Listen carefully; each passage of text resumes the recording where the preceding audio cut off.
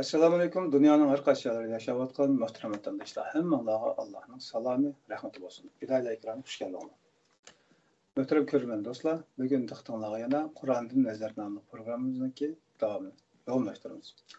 Biz oldin qatam bu programının başlanışıga alaqadar bazı izohatlarni bergandan keyin o'ttirib tushgan mazmunlardan yoki inkaslardan aslida o'ttirib qo'ymoqchi bo'lgan g'oya maqsad va yoki Qur'onning nazari bilan o'ttirib qo'ymoqchi bo'lgan Qur'onning aniqlamashiga aloqador izohat tushishdan ilgari qarindoshlarning g'amg'usiga yoki ensirashga tushgan bevosita masala haqida bet ichishni biroz muvofiq ko'rdik. O yüzden bugün Qur'onning roli va Qur'on haqida yana bir to'xtalamiz. Programmani ko'rib bo'lgandan keyin agar savollaringiz bo'lsa, uni inshaalloh javoblashga tirishamiz. Ekranimizda ustoz Kerim Zahir efendim. Assalomu alaykum. Hoş geldin. Aleyküm selam ve rahmetullah. Qanday ahvollari? Yaxshi, o'zim salomatullah. Allohga shukr.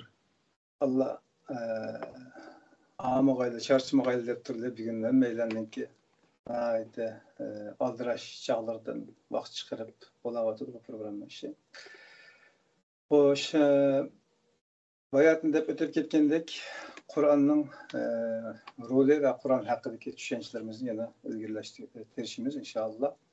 Biz oldingi bobda, oldingi qatimning boshlanishida ba'zi izohatlarni berdik. Bugun bevosita Qur'on haqida nima qildi? Qur'on zaten qanday kitap haqida va oldingi programmada biroz kirishgan bo'ldik.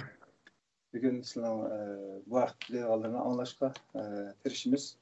Savol bo'lsa inshaalloh oxiriga javoblashtirsak. Marhamat.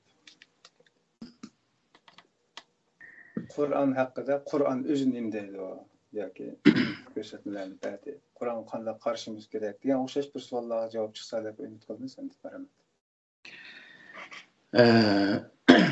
Assalomu alaykum dunyoning qaysi joylaridagi qarindoshlar, hammalarning shu vaqt xayrli bo'lsin. Biz bu programmani uzun muddatdan birisi başlayımız deb endi ikkinchi qatimdan boshladik. Bu sabab nima degan vaqtda Qur'onning ichida nurg'unlagan, ya'ni Qur'onni tushunmayotgan, Qur'onning ichida insonga munosabatli nurg'un masalalarga javob berolmaydigan holatda tushundigan mundaq ahvollar yuz bergan bo'lg'achqa Qur'oni Karimni bütün meselelerni Qur'oni Karimdan tepish, har qanday masalani Qur'onniki nazari bo'yicha hal qilish, Qur'ondan o'tkazib hal qilish degandek shunday bir maqsad bilan bu programmaga chiqib qoldik. Endi bugun o'tganda nima Qur'onniki tafsilotini emas, bir ijmol holatda bir tushuncha bergan bo'ldik. Bu qatim Qur'on zot qanday kitob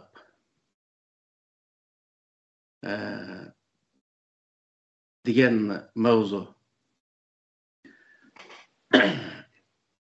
Qur'on qanday kitob degan vaqtda Qur'on insoniyatga, ya'ni Alloh taolo Qur'oni Karimda Qur'oni Karimni tunishtirib, Qur'onning o'zida Qur'oni Karimni tunishtirib, Qur'on aslida Lavhul Mahfuzning ichidagi inson xos qismi ekanligini bayon qildi. Bu haqda Alloh taolo Qur'onda nima deydi desa, "Vallohu min varaihim muhit, bal huwa Qur'onun majidun fi lavhin mahfuz." degan shu sura Burujniki 20-oyatidan 22-oyatgacha oralig'da shu oyat orqali Qur'oni Karimniki aslida nadiki kitob ekanligini bayon qildi. Bundaq bo'lishdagi sabab nima degan vaqtda Alloh taolo bütün kainatni yaratishdan burun o kainatniki iqtidoridan keladigan harakatlarga to'g'ri xato inson uchun aytgan vaqtda halol harom deganga o'xshash shunday o'zi hukmlarni chiqarib shu Lavhul Mahfuzga yozgan bo'lg'achqa insonni yaratgandan keyin Alloh taolo shu inson xos qismini Lavhul Mahfuz degan cho'ng kitob uning ichidagi inson xos qismini Odam alayhissalomdan boshlab Peygamber Aleyhisselam'çılık şunday o'zi tushirib insonni to'g'ri yo'lga yetaklash, insonga bir o'zi hayotlik qonunning o'zini tushirish orqali inson nima dunyoda inson yashagandan keyin u yashash jarayonida bir qonunga asos qilib, yani qonun bilan o'zini idora qilish, qonun bilan jamiyatni idora qilish, qonun bilan o'zining o'zi hayotini, ya'ni o'z ijtimoiy turmush har qanday ishlarning o'zini qonun bo'yicha idora qilish maqsadida Alloh taolo bu Qur'onni tushirgan. Qur'onni tushirishniki birinchi maqsadi bu. Ikkinchi maqsad Qur'onni tushirishda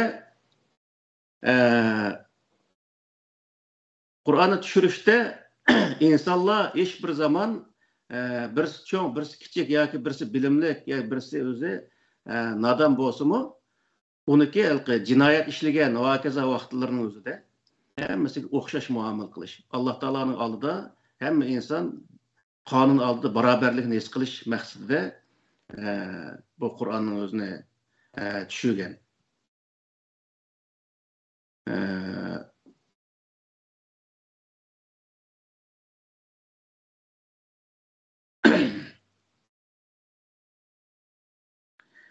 Endi Qur'onniki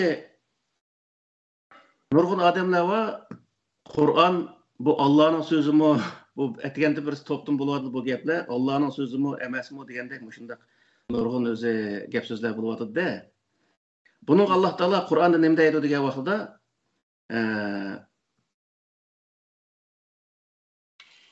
Sura Mudassirniki 18-oyatdan 25-oyatgacha oralig'da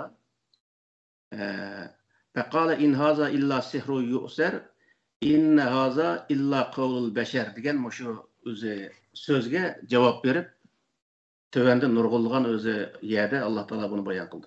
Ya'ni shu vaqtda Qur'oni Karim tushayotgan vaqtida nurg'un insonlar bu shu Muhammadning so'zi degandek bundaq bir nimadan bo'lgan insonlar bo'lgan, yana shu musulmon bo'lmagan musulmonlar orasida pishni pasat terish uchun shunday gaplarni qilib yurgan insonlar bo'lgan.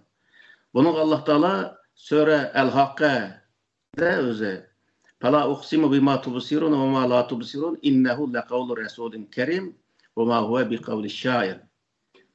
Bu oyatda javob berib, u bizniki hurmatlik elchimizning so'zi. O elchi degan nima desa, Payg'ambar alayhisolamga vahiyni olib kelgan ferishtani gibi qiladi Alloh taolo.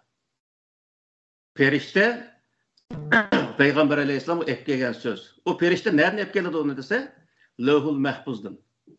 Lohul Mahfuzdan Payg'ambar alayhisolamga olib kelgan so'zni deydi bu yerda.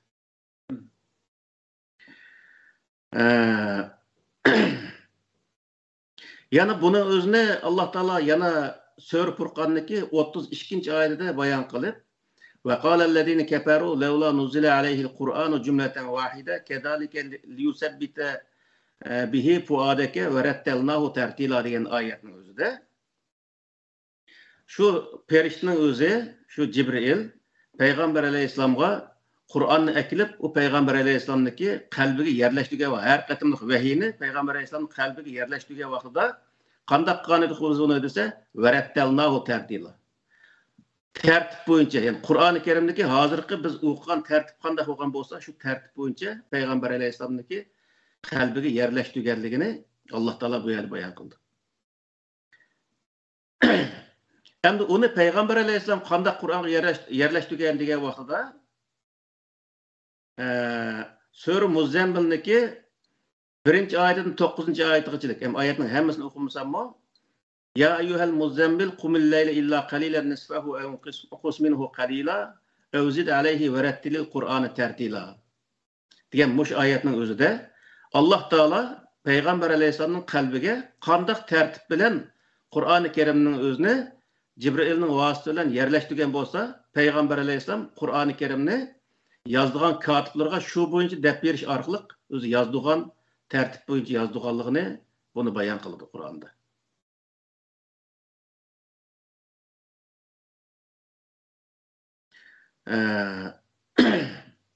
Hozirgi qadar Qur'oni Karimninki keyin notib qilinganlik yoki yozilganlik haqida yozilgan tarixini Payg'ambar alayhisolamning keyingi vaqtlarga deydi o. Bundaqda manba bir xatolik bormi qanday? Buningda ikki xil o'zi nima? Ikki xil maqsadda bu rivoyatlar o'ydirib chiqilgan. Bo'ldi. Birinchisi nima degan vaqtda Qur'oni Karimniki keyin o'zi Hazreti Ebu Bekir'nin zamanısında qarilarını yığıp kelip, onundaki Kur'an-ı Kerimni retlep çıqqan. Onun içindeki ba'zilarini o'chkiyap ketib, onun o'zini yazamay qolib qolgan deb, qarilniki yuragga, ya'ni kallasiga o'rnab ketgan, yodab olgandan o'chkiyap ketgandek. Ashundaq o'zi bir narsalarni deb Qur'oni Karimga gumon paydo qilish. Qur'oni Karimni payg'ambar alayhisalom o'zi retlab chiqib bo'lmagan qilib, uni keyingi sahobalar retlab chiqqan qilib, Qur'oni Karimga gumon paydo qilish uchun bu narsalarni shundaq o'ydirma rivoyatlar orqali buni o'ttirib chiqargan. Bu butunlay yuqorqi oyatlarga butunlay xato nima zid. Ya'ni Alloh taolo maxsus payg'ambar alayhisalomga vahiy qilish orqali "Ma ya ayyuhal muzammil qumil layl illa qalilan nisfahu aw anqus minhu qalila aw zid alayhi wa ratilil Qur'an tartila" degan o'zi biroz atigan turib, onda vaqtini biroz atigan turib, Qur'onning o'zini ratla degan gap bu. Başka gap emas. Ma oxirsida inna sanulqi alayka qawlan saqila inna nashiyatal layli hiya ashaddu watan wa aqwa muqila degan bu so'zlarning hammasi nima degan vaqtida sana bu Qur'on deganlarda insonlar bir tarafdan tushunish biroz qiyin so'zlar. Alloh taoloning so'zi bo'lgani qiyinlari bor. Uni tushunish uchun payg'ambar alayhisalom biroz atigan turib, uni tushunish lozim. Chunki jamoat kun tabliq qilgan gap bu yerda. Tushundirdigan gap. Onun uchun birinchi o'zi tushunish lozim. Onun uchun atigan turib, buni tushunib, ratlab qilishga. Inna nashiyatal layli yashadu va aqam qila deganning o'zi kechi vaqti, ya'ni bomdod vaqtidan burroq tutsa, shu vaqtning o'zi tinish, xotirjam. Bir taraf turuq yo'q, varang churuq yo'q. Inson uni bir ishni qilim degan odammi, bir ilmiy ishni qilim degan odamga noiti qulaylik, yaxshi bir vaqt ekanligini Alloh taolo payg'ambar alayhisalomga buni deyotdi. Ikkinchisi, bayqamda ikki maqsad bo'yicha qilgan dedik. Ikkinchisi nima degan vaqtda, ikkinchisi yezilmay qolgan vahiy degan bir narsalarni o'rin qo'yib qo'yish. Keyingi vaqtda payg'ambar alayhisalom vafot bo'lgandan keyin u payg'ambar alayhisalom an deganmish, ma'ni qilganmish degandek mish-mish gaplarni yozishga o'rin qoldirib qo'yish uchun buning o'zini shu Abu Bakrning zamonasida yozgan qilib, hatto Osmonning zamonasida u Qur'on aynib ketganmish, uning bir qismini ko'ydirib o'tganmish, shundaq o'zi qalaymaqan, shundaq o'zi nimalar rivoyatlar orqali Qur'oni Karimni xunuklashtirish va Qur'oni Karimga Qur'on yana keyin yozilgan narsalarni hem din qilib uchun, uningga hul hozirlash uchun u shundaq rivoyatlarni paydo qilgan. Aslida Qur'oni Karimdagi o'zi qarg'a vaqtida bo'lsa, o'zi qarg'a vaqtida Alloh taolo uni ratlashni payg'ambar alayhisalom orqali maxsus o'zi ratlash vazifasini berganligi Qur'onda mana bu ochiq oyat bu yerda turdi. Bu rivoyatlar butunlay Qur'oni Karimdagi bu oyatlarga zid degan gap. Qur'oni Karimga zid narsalarning hammasi o to'g'ri emas, ham o'zi amaliyotga uyg'un emas degan gap. Ham ikkinchi bir tarafni aytgan vaqtida payg'ambar alayhisalom zamonasida qog'oz yo'qdi. Payg'ambar alayhisalomdan keyin Abu Bakr xalifa bo'lgandan keyin darholliki qog'oz akaga paloniyaga berib kelgan bir narsa yo'q. Shu 6 oyning ichida bir urush bo'lib orliqda zakat vermaymiz degan bir jamoat bilan bo'lgan urushdan keyin bu Qur'on ratlashga tushdi degan shu so'zlar bor. Demek 6 ayın içinde qog'oz, 5 batman qog'oz kelib Qur'on yozgan qog'oz paydo bo'lib ketadi, u butunlay yolg'on bir narsa. Uning uchun bu yerda uning hech qanday uning asosi yo'q. Yana bir tarafdan payg'ambar alayhisalom payg'ambar bo'lishdan burunmi Kabe'ning ishiklariga esayotgan ashri muallaq, sabi muallaq degan Qur'onda bo'lgan shunday o'zi kitoblar o'sha yerda esbatı shu vaqtning o'zida. Biz shu ashri muallaq, sabi muallaqni o'qidik misol. Demek ki nima desa, qog'oz hozirgi zamondagidek tonlab olim desimi, bo'lib ketmasmi? Ammo necha ming dona musulmon bir Qur'onning o'zini yozgan qog'ozni tepish tamamen mumkindir.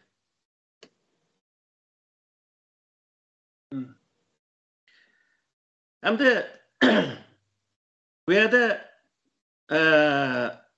ahli sunni vel jamoa va boshqa Eş'ariler, Mu'tazile hammasi o'zi hammasining 90% Şu Qur'onniki Allohning so'zi ekanligiga ishonmaydi degandek gaplar aytgandan bo'lyapti.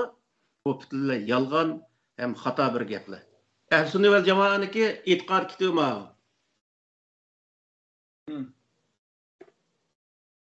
Bu o'zi Aqidat Tahaviy degan kitob bu. Bu Aqidat Tahaviyniki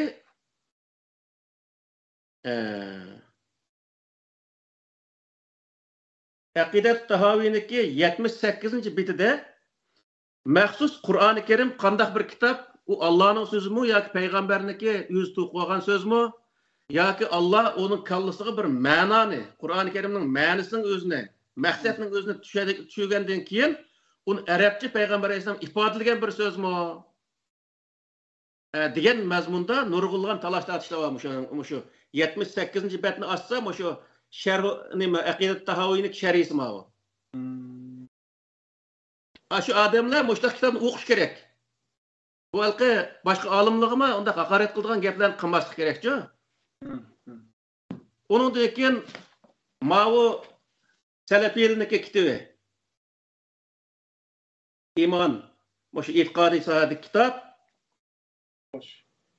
Bu kitobning 262-betidan boshlab Qur'oni Karim qandaq bir kitob ekanligi aniq tushuntirilgan. Bu yerda ba'zanlar shu Qur'oni Karimning ma'nosi payg'ambar alayhisalom qalbiga tushgandan keyin arabcha uni ifodalagan degan so'zning o'zi ashar xato ketgan. Nima uchun degan vaqtda Qur'oni Karimda biz shu beti, ya'ni Alloh taolo u yerda nimani maqsad qilgan bo'lsa, shu maqsad beti Arapça holatda ekanligi va uni payg'ambar alayhisalom shu paytda o'zi katiblarga yozdirganligi. Bu sohada la tuharrik bihi lisanaka litajala bi inna alayna jam'ahu va qur'oni degan oyat var yana boshqa.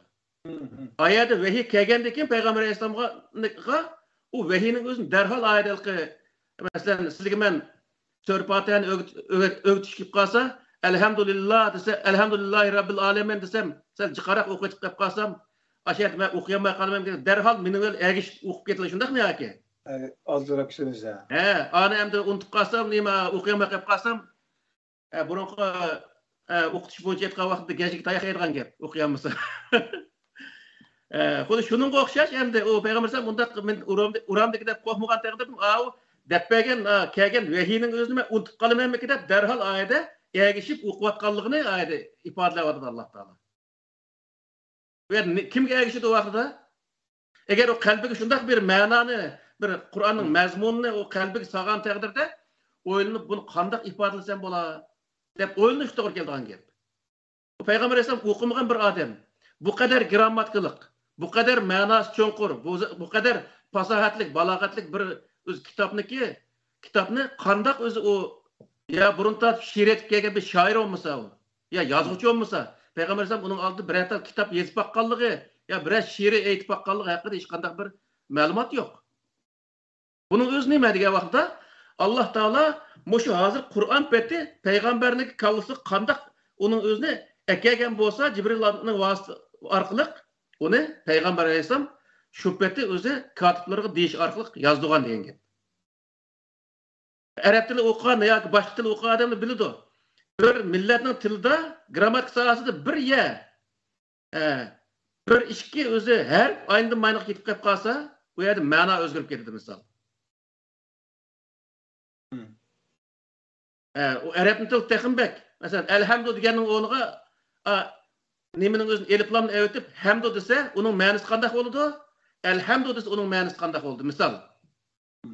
Lillahi demay Allah desa qanday bo'ladi? Lillahi deb bir tal harfni qo'shgan vaqtda uning ma'nosi qanday bo'ldi? Yani bundaq o'zi cho'ng bir o'zi ma'noda undaq o'zgarish paydo bo'ldi. Yani bir tal harf bilan bir kelima ayirmaydi bo'lsa, nima ma'nosi texmbek cho'nqur o'zgarish bo'ladi. Lekin bir tal harfdimi shundaq o'zi ma'no o'zgarish bo'ldi. Bundaq bo'lgandan keyin u payg'ambar bo'lgan kishining o'zi o'ngchivashqa uning o'zini undaq osmon qarab xiyol qilib turib, elakni yo'lab turib xiyol qilib turib, "Mana bunday qilsam bo'ladigan o'shaydi" deb yozgan bir kitob emasligining o'zini Alloh taolo bu yerda bayon qilyapti. Endi bu kitapdaki Allah'ın sözü ekanligini qanday delillaymiz? Buni isbot nima? Nurg'u yerda bunday gaplar bor. Bu Allah'ın sözü ekanliginiki birinchi isboti Qur'oni Karimda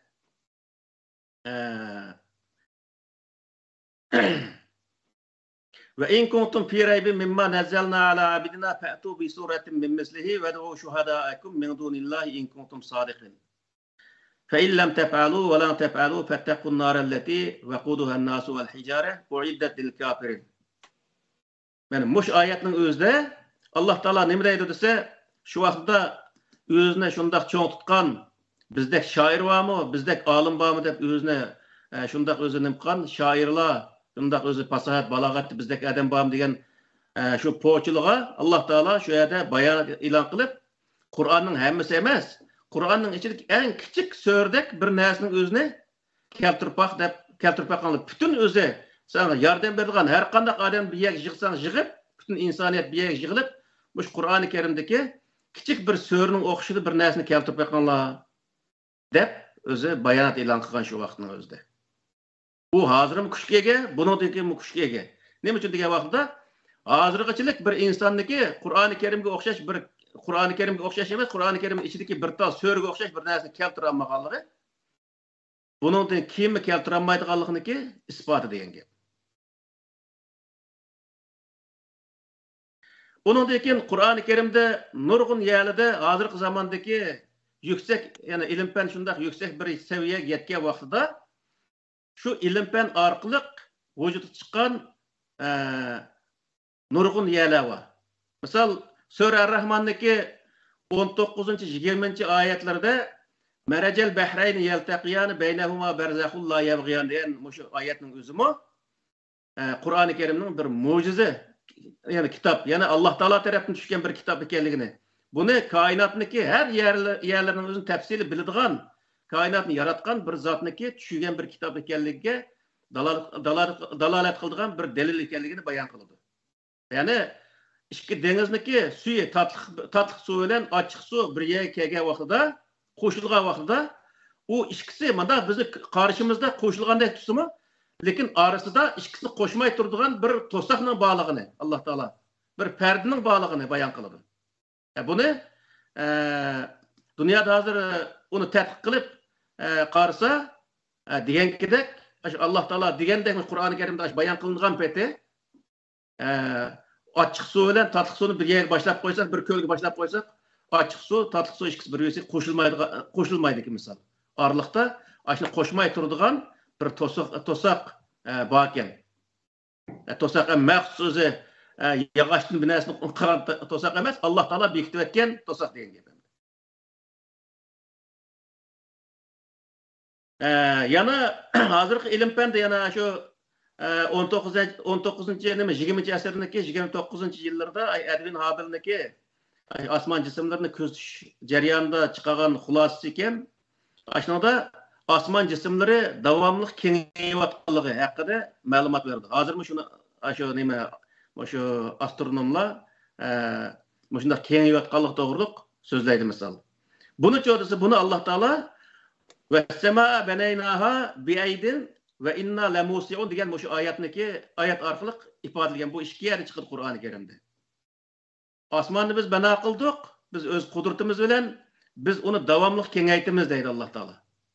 Yani davomli kengaytib turamiz. U to'xtamay, ya'ni galaksiyalarning orlig'i davomli o'zi kengayib turadigan gap.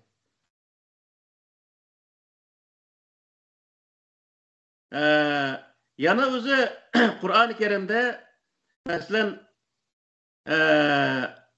cho'ng portlash, o'sha hozir Big Bang deydi, cho'ng portlashning o'zi bayon qilindi.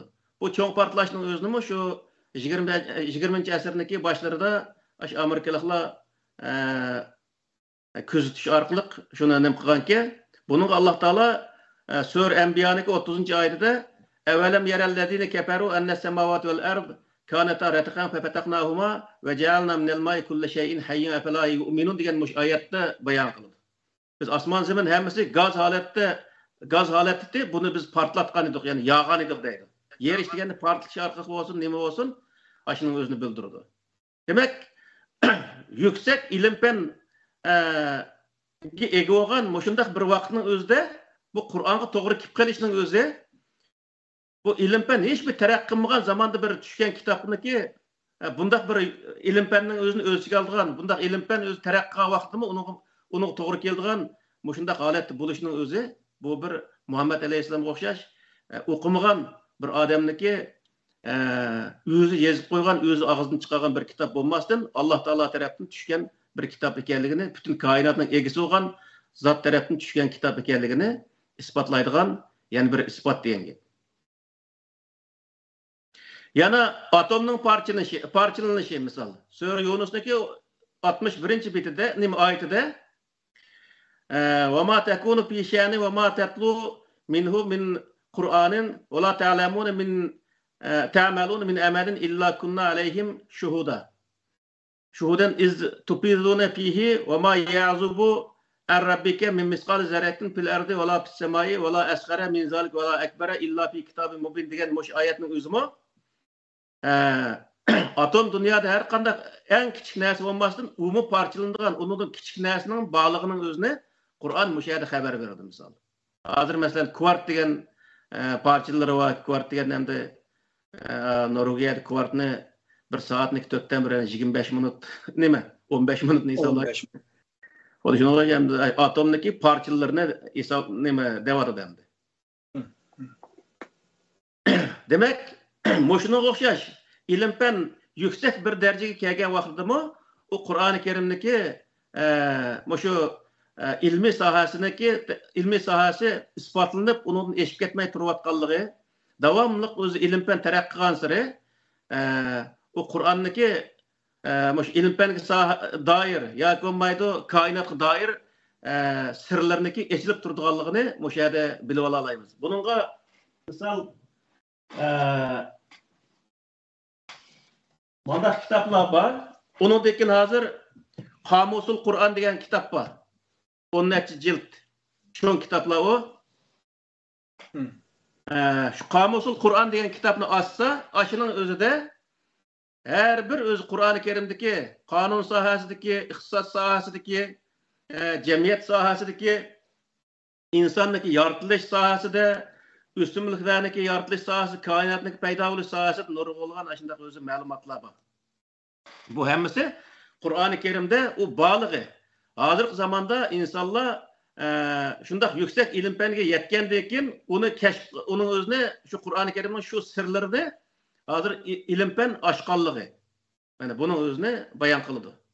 Hem bizniki bu yerda xo'sh bo'lgan yerimiz nima desa, şu ilim-pen bu Qur'oni Kerimning ichidagi nurg'un sirlarni oshqanligidan nihoyatda mamnun bo'lamiz, nihoyatda xursand bo'lamiz. Hem nihoyatda bek o'zi ko'nglimiz yerim bo'ladigan, xafa bo'ladigan yoki bo'lmaydi. Ruhimiz tushadigan bir yeri bor buniki. U nima degan vaqtda bu Qur'oni Kerimning sirlari aslida musulmonlar tarafidan echilish kerak. Musulmonlar tarafidan echilish kerak edi.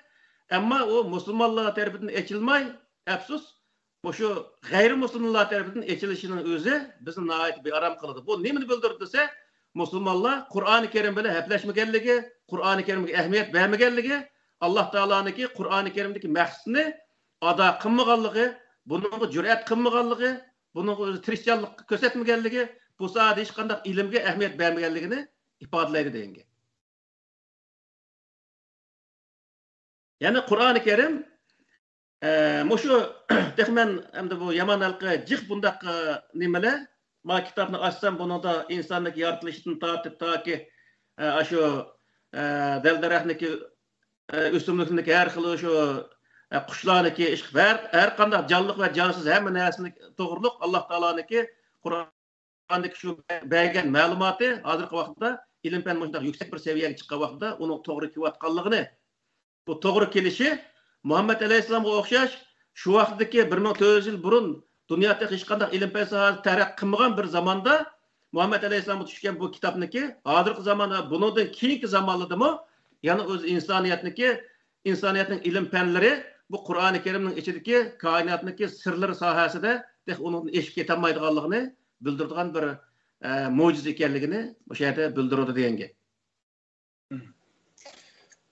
Hem de Kur'an-ı Kerim'deki maqsadi.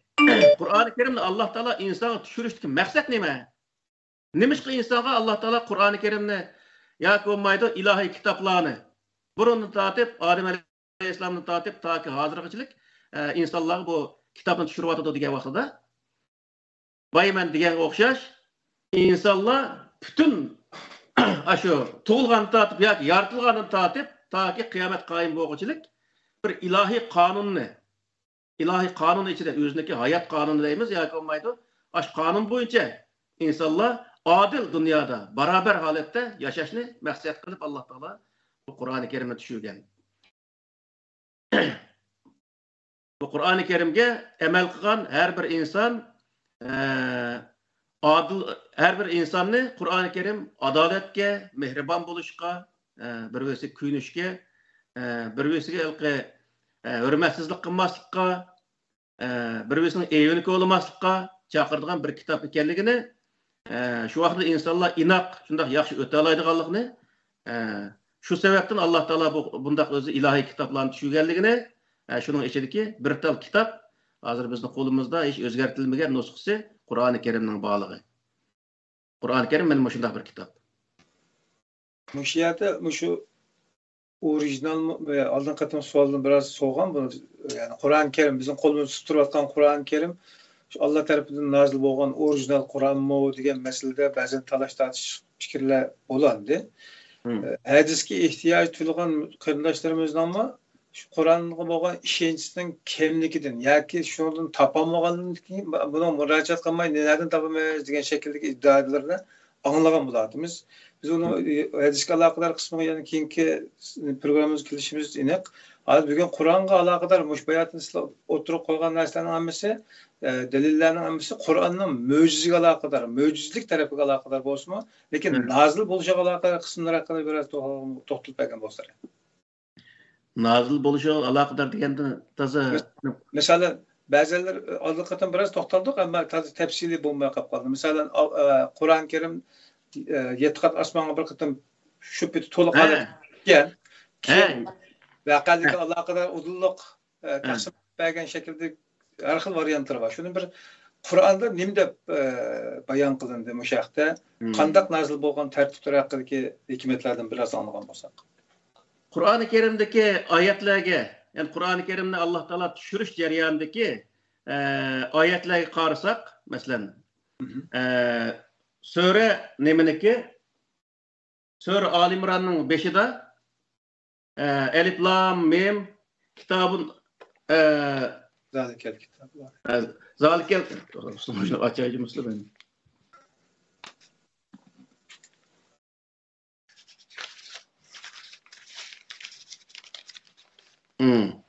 Elif Lam Mim Allahu la ilahe illa huvel hayyul kayyum nezzele aleykel kitabe bil hakkı musaddiqan lima beyne yedeyhi ve enzelet tevrat vel incil.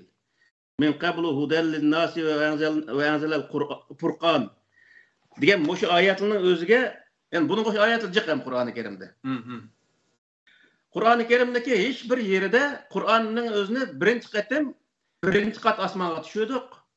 Bundan keyin biz uni asta-asta o Muhammadga tushirib berdik degan sohada hech qanday bir oyat yo'q. Buni nereden chiqarib degan vaqtda ba'zi yerda anzalna degan oyat bor. Ba'zi vaqtda tanzil, nazzalna degan oyat bor. Misol.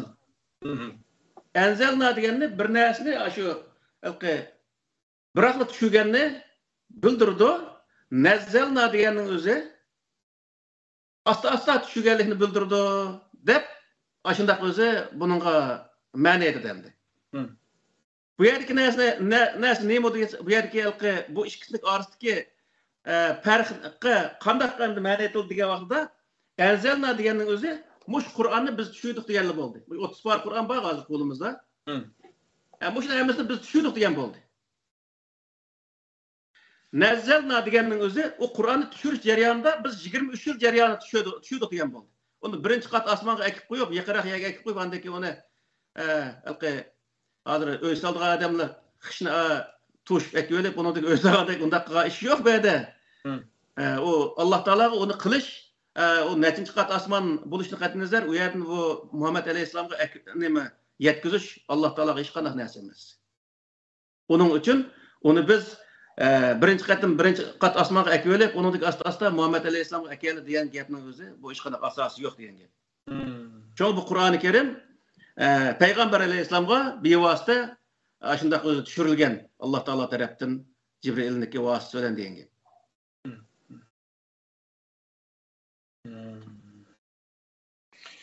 Onun tertiplanışıga ta'sir ko'rsatgan reallikdagi mavjud ahvollarmi yoki Hem de Kur'an-ı Kerim tushirilgan vaqtida Peygamber Aleyhisselam'a o'ng'ay bo'lsin uchun masalani Kur'an-ı Kerim şu ahkamga o'ng'ayroq tatbiqlashi uchun Kur'an-ı Kerimni her bir masala paydo bo'lgan vaqtda shu masalaga aloqador yerini tushirgan. Ammo uni ashta tushirgan bo'lsa-mu, lekin shu tushirgan oyatni Alloh taolo qayaga yozganligining o'zini Alloh o'zi qaror bergan ish bu. Peygamber Aleyhisselam o'zi bunda xiyol qilib o'tirib to'xtatdi buni. Ma oyatning o'zini Sura Baqaraning bir yeri qistirib qo'ysam bo'ladigan şeydi. Ma'ning o'zini Sura Al Imronning bir yeri qistirib qo'ysam bo'ladigan şeydi degan bunda bir narsa mavjud emas degan gap.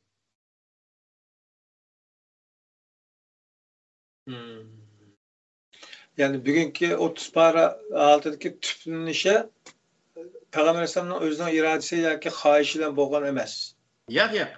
O Peygamber Aleyhisselam bir elchi masalan sizlar bir elchilik qilsa bir odamga bir odam sizlarga bir narsani omonat qildi, buni paloniyaga olib bersizlar desa, sizlar uni qalaymagan qilib ichini echib, unidagi o'zini buzib Agar o joyga olib bersizlar, sizlar to'g'ri bir o'zi elchi yo'g'an bo'lamlar yoki xiyonat qilgan bo'lamlar yo'da? Xiyonat qilgan bo'lishingizmi ya? Agar Peygamber Aleyhisselam Alloh taologa xiyonat qilgan bo'lsa, Alloh taolo qanday qildi vaqtida? Laqata'na minhul vatin degan oyat var Qur'onda. Agar Muhammed bizning deganimiz bo'yicha qilmasa yoki bizning deganimizni o joy aytib nim qilmasa, biz oniki garantumurni uzyapmiz. Yani bu yerki narsa nima desa, "Velav taqawwala ba'al aqawil" degan oyatdan keyin keldi bu. Muhammed mush so'zdan keyin yani boshqa so'zni o'zini to'qib Qur'on desa degan gapda, u vaqtda uning o'zi garantumurni uzyapmiz degan gap. Bu xuddi shunga o'xshashda Qur'onda bir oyatlar bor. Fabaddalul lezina zalamu qawlan ghayrallazi qila lahum degan Sura Baqarada bu nemini bildirdi desa, Qur'oni Kerimde bir oyat kelgan vaqtida Yahudilar o oyatning o'rnini almashtirib qo'yadi. Ra'ina deganning o'rniga unzurna deganga o'xshash ayında kelimeniki o'rnini almashtirayotganligi uchun bularning qilmishini nihoyat yomon ish qildi bular deb Alloh taolo Peygamber Aleyhisselamga bundaq o'zi bu mandaq qilsa to'g'ri bo'ldi deb ham joy-joyda Alloh taolo deppaga yerib oladi. Peygamber Aleyhisselam'ni bu nimaga bu o'zi vahiyga xiyonat qildi degan Qur'oni Kerimda hech qanday bir yerda oyat yo'q. Bu nima degan bo'ldi desa, Alloh taolo qanday uning o'zini evatgan bo'lsa, Peygamber Aleyhisselam shu bo'yicha kishilarga yetkazdi, shu bo'yicha kitob yozdi va shu bo'yicha ijro qildi degan gap. Boshqa hech qanday gap yo'q.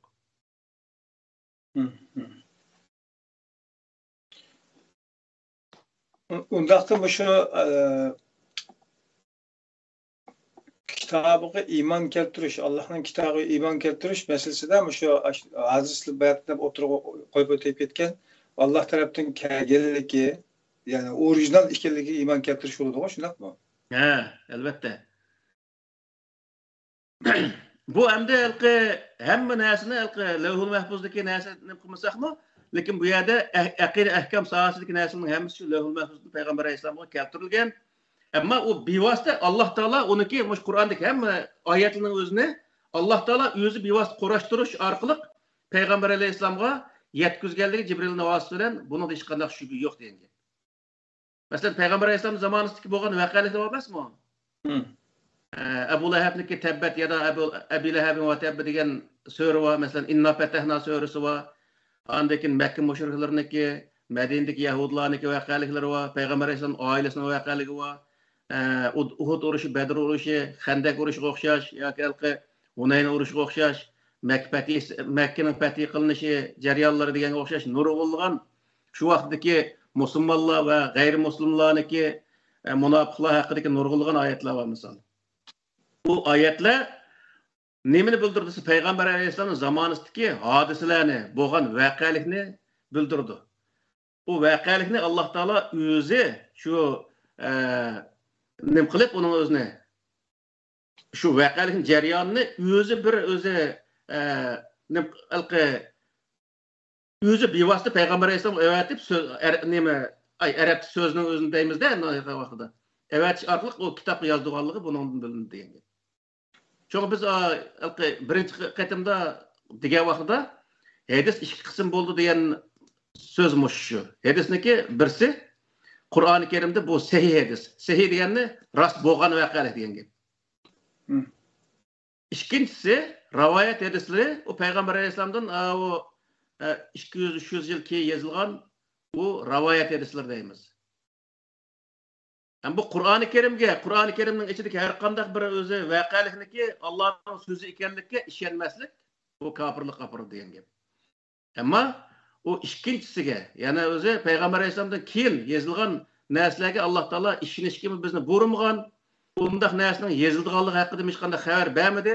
Faqat Allohning dini haqida o'z qo'li bilan yozib olgan narsani bu Allohning dargohidan degan odamlarning holiga voy degan to'g'riliq Alloh taolo Qur'oni Karimda فَوَيْلٌ لِلَّذِينَ يَكْتُبُونَ بِأَيْدِيهِمْ ثُمَّ يَقُولُونَ هَذَا مِنْ عِنْدِ اللّٰهِ لِيَشْتَرُوا بِهِ ثَمَنًا قَلِيلًا فَوَيْلٌ لَهُمْ مِمَّا كَتَبَتْ أَيْدِيهِمْ وَوَيْلٌ لَهُمْ مِمَّا يَكْسِبُونَ diyen bu Sure Bekara'nın 79. ayetinde ayetini bayan kıldı. Misal. Bu kolları böyle yazıp bu Allah'ın dergahı, Allah'ın dini kılvagan adamların halığı vay. Onu yazgan adamların halığı vay, onu emel kılan adamların halığı vay diyen gibi. Bizdeki halımızda vay buluşundaki sebebinin birisi meni muşşu. Aldığımızda kelgen nesinin hemmesini din kıvaliş.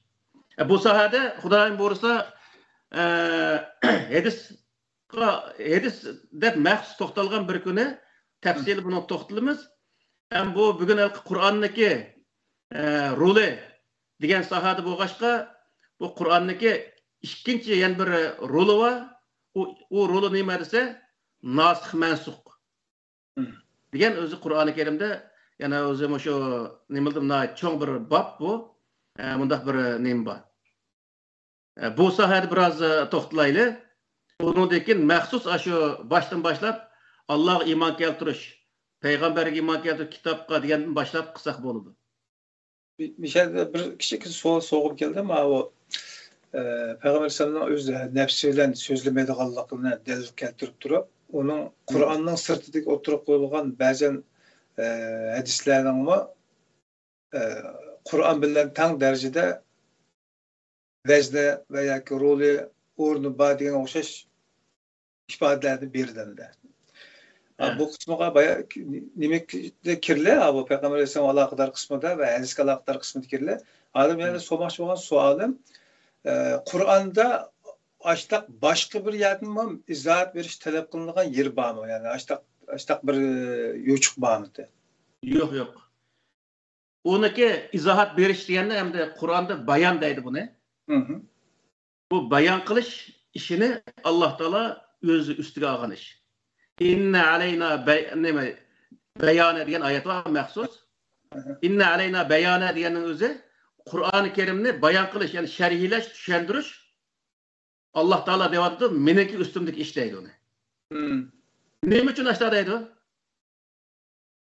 Bunun sebebi eğer Kur'an'ı mazık nurgun adamlı var. Menin karşımçı Kur'an ma ayetinin mezmunu mandak. Menin karşımçı ma ayetinin mezmunu mandak. Bu ma ibadet mandak. Menin karşımçı deydiğin mandak adamlı var. Bu adamlar çok hatalaşkan adamlı bu. Biz Kur'an-ı Kerim'ni özümüzün karşılığı boysunduramayız. Eğer biz Kur'an'daki her bir nesnenin özüne, her bir ayet, her bir özü, akide ahkamlarının özüne biz özümüzdeki kallısındaki nesnege boysunduğu vaxtda o Kur'an tamamen Kur'anlık halından çıkıp diyen gap. O özümüzdeki arzusu yazılıp çıkıdı o nesi. Mesela ben onu özlemdeki arzusu boyunca mesela şu mundaq olsa dep onu 5'in iyigimi görüp ve özlemdeki hiyalık boysundurup yazsam bu Qur'on bo'lmaydi, Qur'onning matnisi qilib qoldi degan gap. Mening xiyolimni yozgan bo'ldimi yoki? Shu diniy olimniki eng o'z diqqat qiladigan yeri nima degan vaqtda meniki o'ylashimcha yoki meniki o'zi tushunchimcha Qur'on mandaq deyishi bu xato narsa. Sen tushunchangni qanday qilasiz degan vaqtda Qur'onga bosh egdirsiz. Qur'on buning uchun kelgan narsa bu. Her bir insan o'ziniki tushunchisini, yani o'zimizda bir tushuncha bo'ladi. Qur'ondagi shuni munosabatli tushunchani o'qib ko'ramiz. Agar Qur'onda u biznikiga o'xshamasa, bu o'xshamaydi ekan, bo'ldi. Uni tashlab qo'ymay o'zimniki mangay desak, u musulmon bo'lmaymiz biz. Bu vaqt qanday qilamiz degan vaqtda o'zimizning shu sohadagi tushunchamizni Qur'onga bo'ysundiramiz degan gap. Bu vaqtda biz Qur'onga amal qilib, Qur'onga itoat qilgan, Qur'onga taslim bo'lgan, Qur'onga ishongan odam bo'lamiz. Biz xohlagancha uni men mandaq o'ylaymizni, o'ylaydigan narsa emas, uyingni ashliga bo'ysundirish degan gap.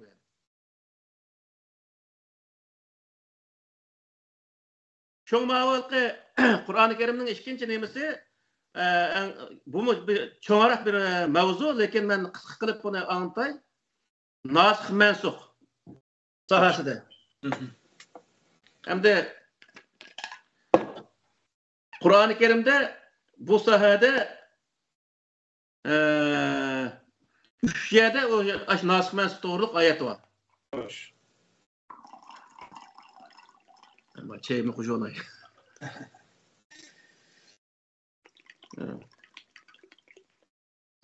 Desle. Muhterem arkadaşlar, ma bayatını telefon kıldığınızda alamadık. Suallarınız varsa inşallah programın ahirki kısmında soruşqa vaqt ajırtımız inşallah. Lekin şu bugünkü tema bilan alaqadar bo'lish sharti bilan. Çünkü bugünkü tema başka, sual başka bo'lsa, yani uzra ketib qoladi. Şuna tertipke ve mezmun eslik temaga ehmiyet bergan asasda suallarınız olsa, tavsiyeleriniz olsa inşallah karşı alırız. Hoş, davam qilsizlar. Nasikh mansukh to'g'riliq Qur'oni Karimda 3 yerda oyat bor. Bu endi onun oldida men shu nasikh deganda nasaxa degan kelimaning o'zi to'xtalay. Nasaxa degan kelima amaldan qoldirdi, bekor qildi degan ma'noni bildirdi. Ko'chirishni bildirdi. Masalan, nusxasi, Qur'onning falan nusxasi deymiz-ku, yoki falan kitobning nusxasi deymiz-ku. Aslında kopyalangan nima bildirdi. Bunu da Sure Baqara'niki 106-oyatida "Ma nansakh min ayatin aw nunsiha na'ti bi khayrin minha aw misliha alam ta'lam anna Alloha ala kulli shay'in qadir" degan oyat bor. Yani bir o'zi nimada Sure Hajning 52-oyatida "Va ma arsalna min qablika min rasulin va la nabiyyin illa iza tamanna alqa şeytanu fi umniyatihi feyansikhullahu ma yulqi şeytanu summa yuhkimullahu ayatihi vallahu alimun hakim" degan bu. Üçüncüsü Sure Muhammed'deki 25-26-oyati. "İnnellezîne erteddu ala adbarihim min ba'di ma tebeyyene lehumul huda şeytanu sevvele lehum ve emla lehum. Zalike bi ennehum qalu lillezîne kerihu ma anzalallahu senuti'ukum fi ba'dil emri vallahu ya'lemu israrahum" diyen muş ayet demdi. Bu ayetindeki hem de her birisindeki şu umum mezmununu dep ötey bek uzak vaqt girdi. Nurgul yerlerde misal şu nimadan bu fiqh kitaplardan ba nima fiqh adikma usul fiqhiydi bu.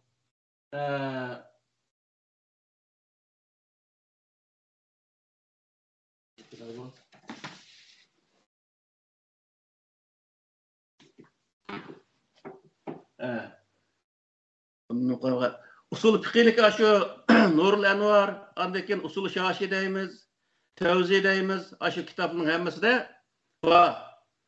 Şu nasikh mansukh haqidagi qarashlarni o'zini nim qilib, oyatni mansukh qiladigan, bir oyat yana bir oyatni mansukh qiladigan, masalan lakum dinukum valiyadin degan oyatning o'zini qatilul mushrikin haysu wajadtum degan oyatni mansukh qilgan. Deganga o'xshash shundaq o'zi so'zlar bor. Uningdan keyin oyatni rivoyat yo'l mansub qiladigan, oyatni ijmo qiyos yo'l mansub qiladigan mushundaq o'zi qoidalar nihoyat ko'p. Bu Qur'oni Karimdagi nasikh mansub qoidasiga tushmaydi. Qur'oni Karimdagi bu nasikh mansub qoidasi qanday degan vaqtida bu oyatlarniki mazmuniga asoslangan vaqtida Qur'oni Karimga yot bo'lgan, Allohning diniga yot bo'lgan, Allohning Qur'oni Karim ko'rsatmagan ahkam va aqidalarni Qur'on amaldan qoldirgan bundaq o'zi mazmundir bu oyatlar. Hammasi. Umum mazmuni mushu. Hozir mushuni diniy soat o'qiganlarmi anlagan taqdirda mushu oyatlarni bir qur ko'rib chiqsin. Haqqi laqam qo'yishni bilmay, birinchi Qur'oni Karimdagi musahasiga qarab chiqsin, boshdan oxiri. Boshqa hamma kitobni tashib falan olim andoq debdi, Pustan mazhab mandaq debdi deb qahri gapini tushib yurmay bu yerda. Qur'onda o'zi bilgandan keyin Qur'on qarisin, uning o'zini. Qarab, arab grammatikasi bilan yaxshi ashni tarjim qilsa, u narsa chiqadi.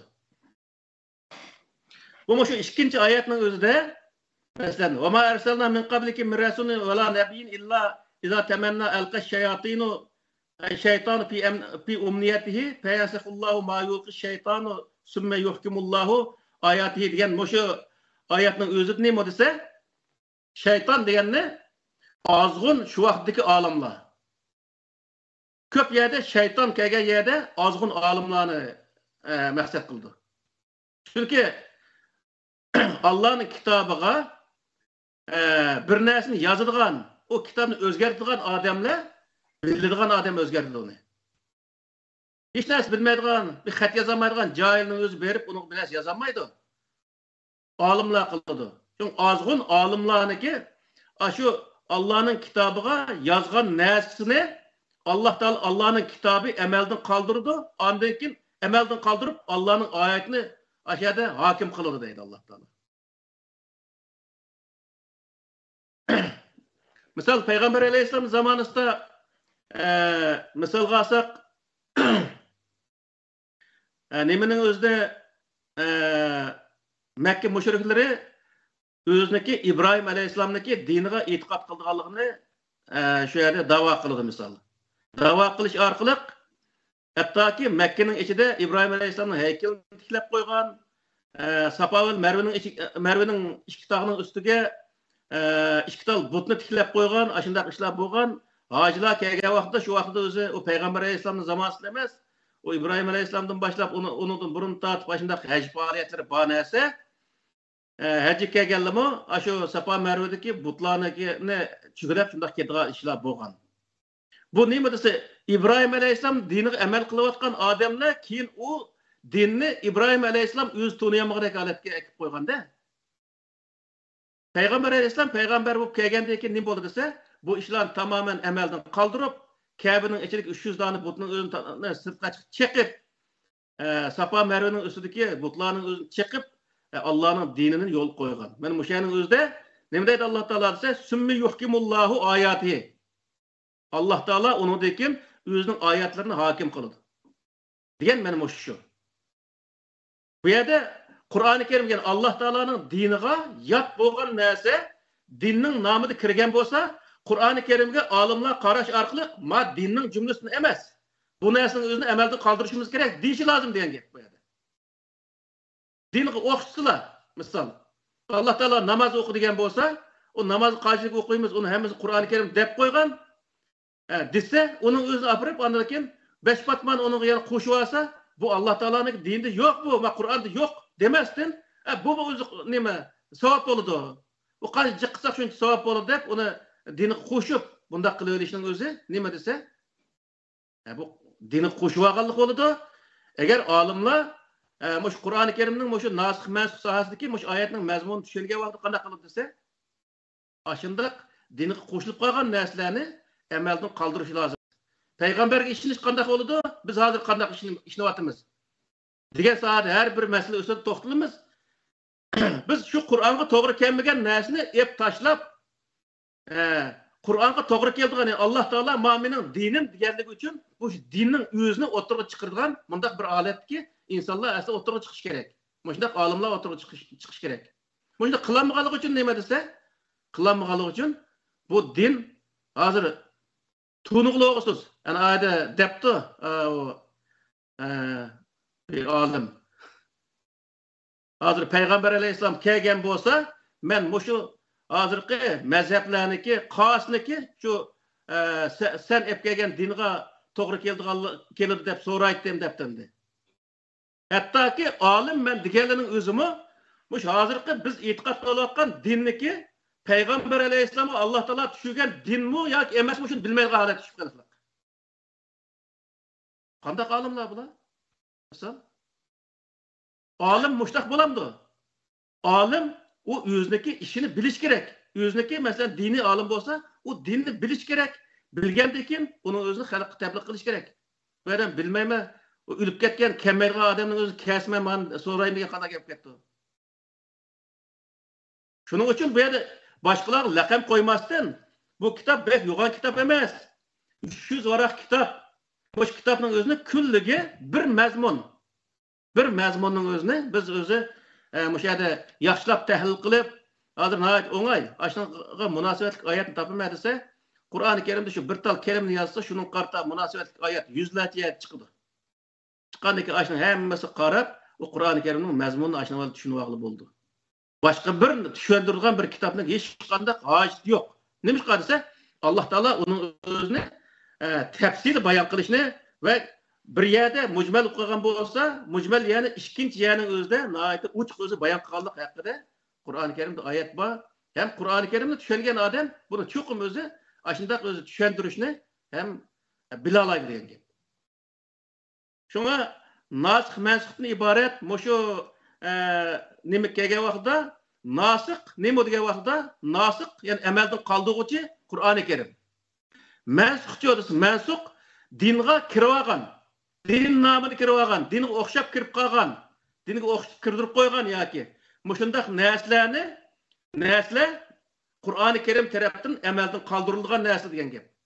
Payg'ambar alayhisalom zamonida shu din nomida kirib qolgan narsalarni Payg'ambar alayhisalom din nima amalda qoldirgan bo'lsa, haqiqiy Allohning dinini o'tirib chiqargan bo'lsa, undan keyin aralashib qolgan narsalarni kim amalda qoldirdi?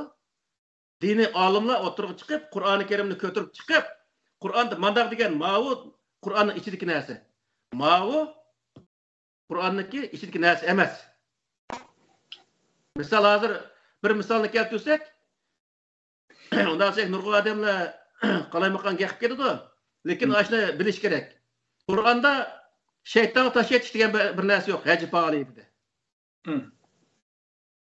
Bu faqatla İbrahim alayhisalom vafot bo'lgandan keyin yuzlarcha yil keyin İbrahim alayhisalomniki İsmail alayhisalom bilan o'zi bo'lgan faoliyat jarayoniga bir o'zi romandan ben to'qib, uningdagi ashada shaytonni yaratib, o şeytanı bir tal taşının özünü şeytanı onu bir tal taşına ekip koyup benim şunu taş at dep aşındaki özü insanların ahmakkan bir iş bu. Kur'an-ı Kerim'de şeytanı taş et degan bir narsa yok. Aşının qo'shash nurg'un yerli var. Misal. Din namı kirib qolgan hozir bas bütün hacılar. Şeytanı taş atdık dep bu yerda şeytanı urayotgan kishi bo'lib, nihoyat xo'shal olat qaytadi. Bu yer şeytan emas, bir tal betonni tiklab qo'yliq. Betonga aytib kelib bir vesini 5 qatı do'yadi toshni. Mushunga o'xshash din emas, dinning nomiga kirib qolgan. Burunqilar Payg'ambar alayhisolamdan burunqi, payg'ambar bo'lishdan burunqi ash Makka mushriklari qilib kelgan ishni keyin Payg'ambar alayhisolam vafot bo'lib, Abu Bakr, Umar vafot bo'lgandan keyin Osmon, Ali shu 4 xalifa vafot bo'lgandan keyin Umayya sulolasiniki zamonida 90 yil hukm surish jarayonlarida nurg'un yerliga shu Peygamber Aleyhisselam'ın burunqi şu Qurayshlarniki, yani Mekke müşriklarniki şu dini faaliyetlarniki nurg'un yerlerini aşağıya o'rnatib qo'ygan, yani joyga ekib qo'ygan. Buni nimishki bunda aytib, bana o'zi mushaqqanning o'rniga arabniki shu vaqtdagi tarixini o'qisin. Tarixini o'qisin. İslam Ensiklopediyasi degan shu 40 necha jild kitob bor. Ashuni o'qisin. Arabning konu tarixlarini her o'qi, Ahl Sunni yozgan kitobni o'qiyman demay, Ahl Sunni olsun, Shia olsun, Rafiz olsun, qaysi taraf yozgan kitob bo'lishini qat'iy nazar o'zi foydalanish uchun ash kitobning hammasini o'qib chiqsin. O'qib chiqqan vaqtda buningdan o'zi shu narsani hammasini topa oladi. Bu programının ismini biz Kur'an'dan nazar deb koyduk. Sebebi şu oturda hazır bizge ibadet karakterdi. Mesela bazı taş yetişinde, şeytan taş yetişinde deyip ötep ketler, Kur'an'da yok. Bu bir çoğun bir gap değil. Hazır bizge nispeten çoğun gap. Çünkü bunu ecdinki yaki ömrünün çoğun rükünlerden de düşündüğün, ecdin çok çoğun rükünlerden de düşündüğün bir itikatta düşüncede ügünüp geldik de. Eğer Kur'an'da yok olsa biz hazır kılınatkan, bolvatkan cidden ne olduğunda vakti ise Kur'an'dan ibadet kılınatkan dersimizin nazar sanmay, ibadet kılınatkan İslam'ımızdan Kur'an'a nazar silip, yani Kur'an'da tapanmağına etraftaki başka derslerden yamap, avarulavatkan ahvalda görevatımız hazır. Doğru. Mene muşu hem de hidaye muşu. Muşu kitapta aşı nesli var. Hidaye, şervakaya hemmeste muşu şeytan taşı yetiş var. Ama o Kur'an'da var mı diye vakti Kur'an'da yok. Sen o vakti Allah'ın dinini icra kılatkan bir adam kandak Kur'an doğru kemergen neyse Allah'ın dininde icra kılsa vaktida. Misal aşındaki babı kege vaktida hacı faaliyetindeki babı kege vaktida bunun içindeki karşılık neyse Allah'nınki diniga münasebetlik. Karşılıki münasebessiz yani özü hatta ki biz cinayet işlevcüge işler var onun içinde. İbadet kıldık hep cinayet işlevcüge işler var. Misal. Bilmezsin. Yani şunun için biz Kur'an'ın nazarda nayet yaxşı koyulgan bu. Her nesige Kur'an'ı asas kılış arkalı Kur'an'ın sırtına kirip kalgan nesini kandakkanda o dinin sırtıga çıkarıp alayımız. Din emas o neside. Munda bir ihtimallıktan ornu yaki mümkünçilik bağımlı diye bir sual kalımızdan öttü. Biraz soğum geldi. Mesela burun ötken katta ölümalar, isimli acayip ulu adamlar ötkenimde.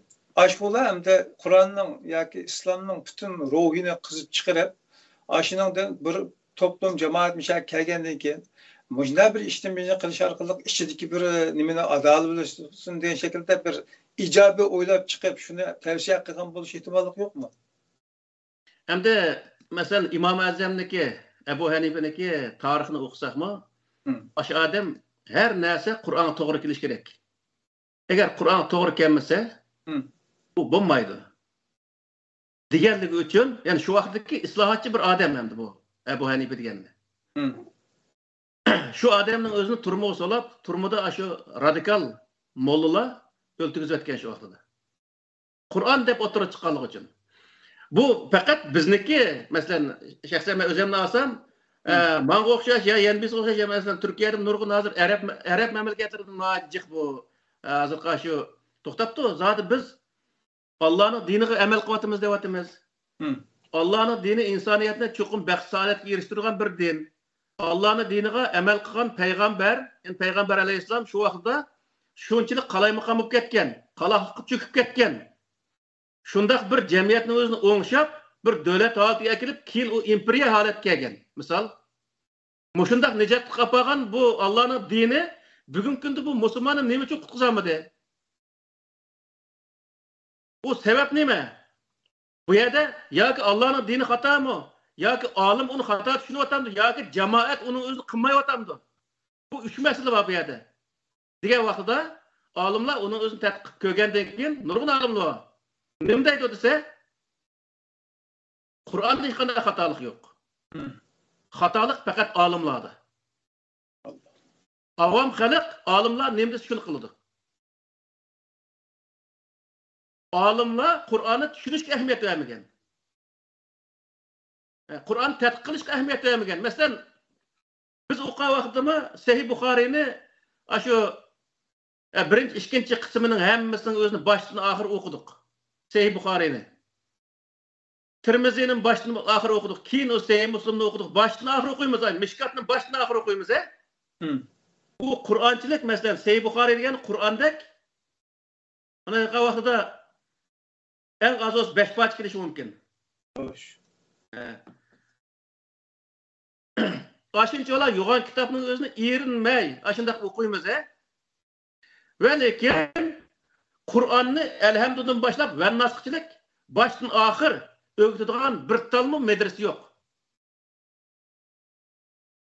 Hazır bu dünyanın nurgul yerleri yok. Asasen özü yok deyişki boludu. Dünyadaki şu dini medreselerde Kur'an kelgen vaqtda 5 par ötkes 10 par okuydu. Onudaki nim kıldı dese istila aldın bol dem qağını özen ögünüp al dep koydu da. Bu yer okuyan o taliplarma başka bir adamga cevap verişip bir mesele cevap veriş gelse kallıstiki şu ılkı nim boyunca tertip boyunca birinci şu rivayetini izleydi. İkincisi o bayman sizlik gösterdim o Hidayet Şervakay diye kitaplı var. Bu kitapta palan mezhep yani palanı alim andar dep tutanı mandar depti. Şu İmam Malik mandı de İmam Şafii mandı de İmam Azam mandı de aşağıda şu bir meselesi de net çıkıl göz qarashını oturup koydu. Uma aşındak näsip çıkıdı o adamma. Tutamlıq bir yeri yok. Bir yer kes özüneki bir rast kılış için palanı mezhep an dep tutan mezhep man depti. Hey Kur'an'da nem depti anı Kur'an nem depti dese o Kur'an'dakini hiç qanday oturup çıkamaydı. Hazır bir mesele oturup koysa şunun özüge nem deydi dese palanı alim mandar depti Saudi'daki palanı pustanı alim mandar Mısır'daki pustanı alim mandar depti palanı mezhep man depti teka İbn Kayyim Cevzi İbn Teymiye'ye kelip dese. Ama sen özel Kur'an-ı Kerim'ni bilişin gerek, Kur'an'da mandar depti diye alışın gerek bu vakıda. Diyen gep.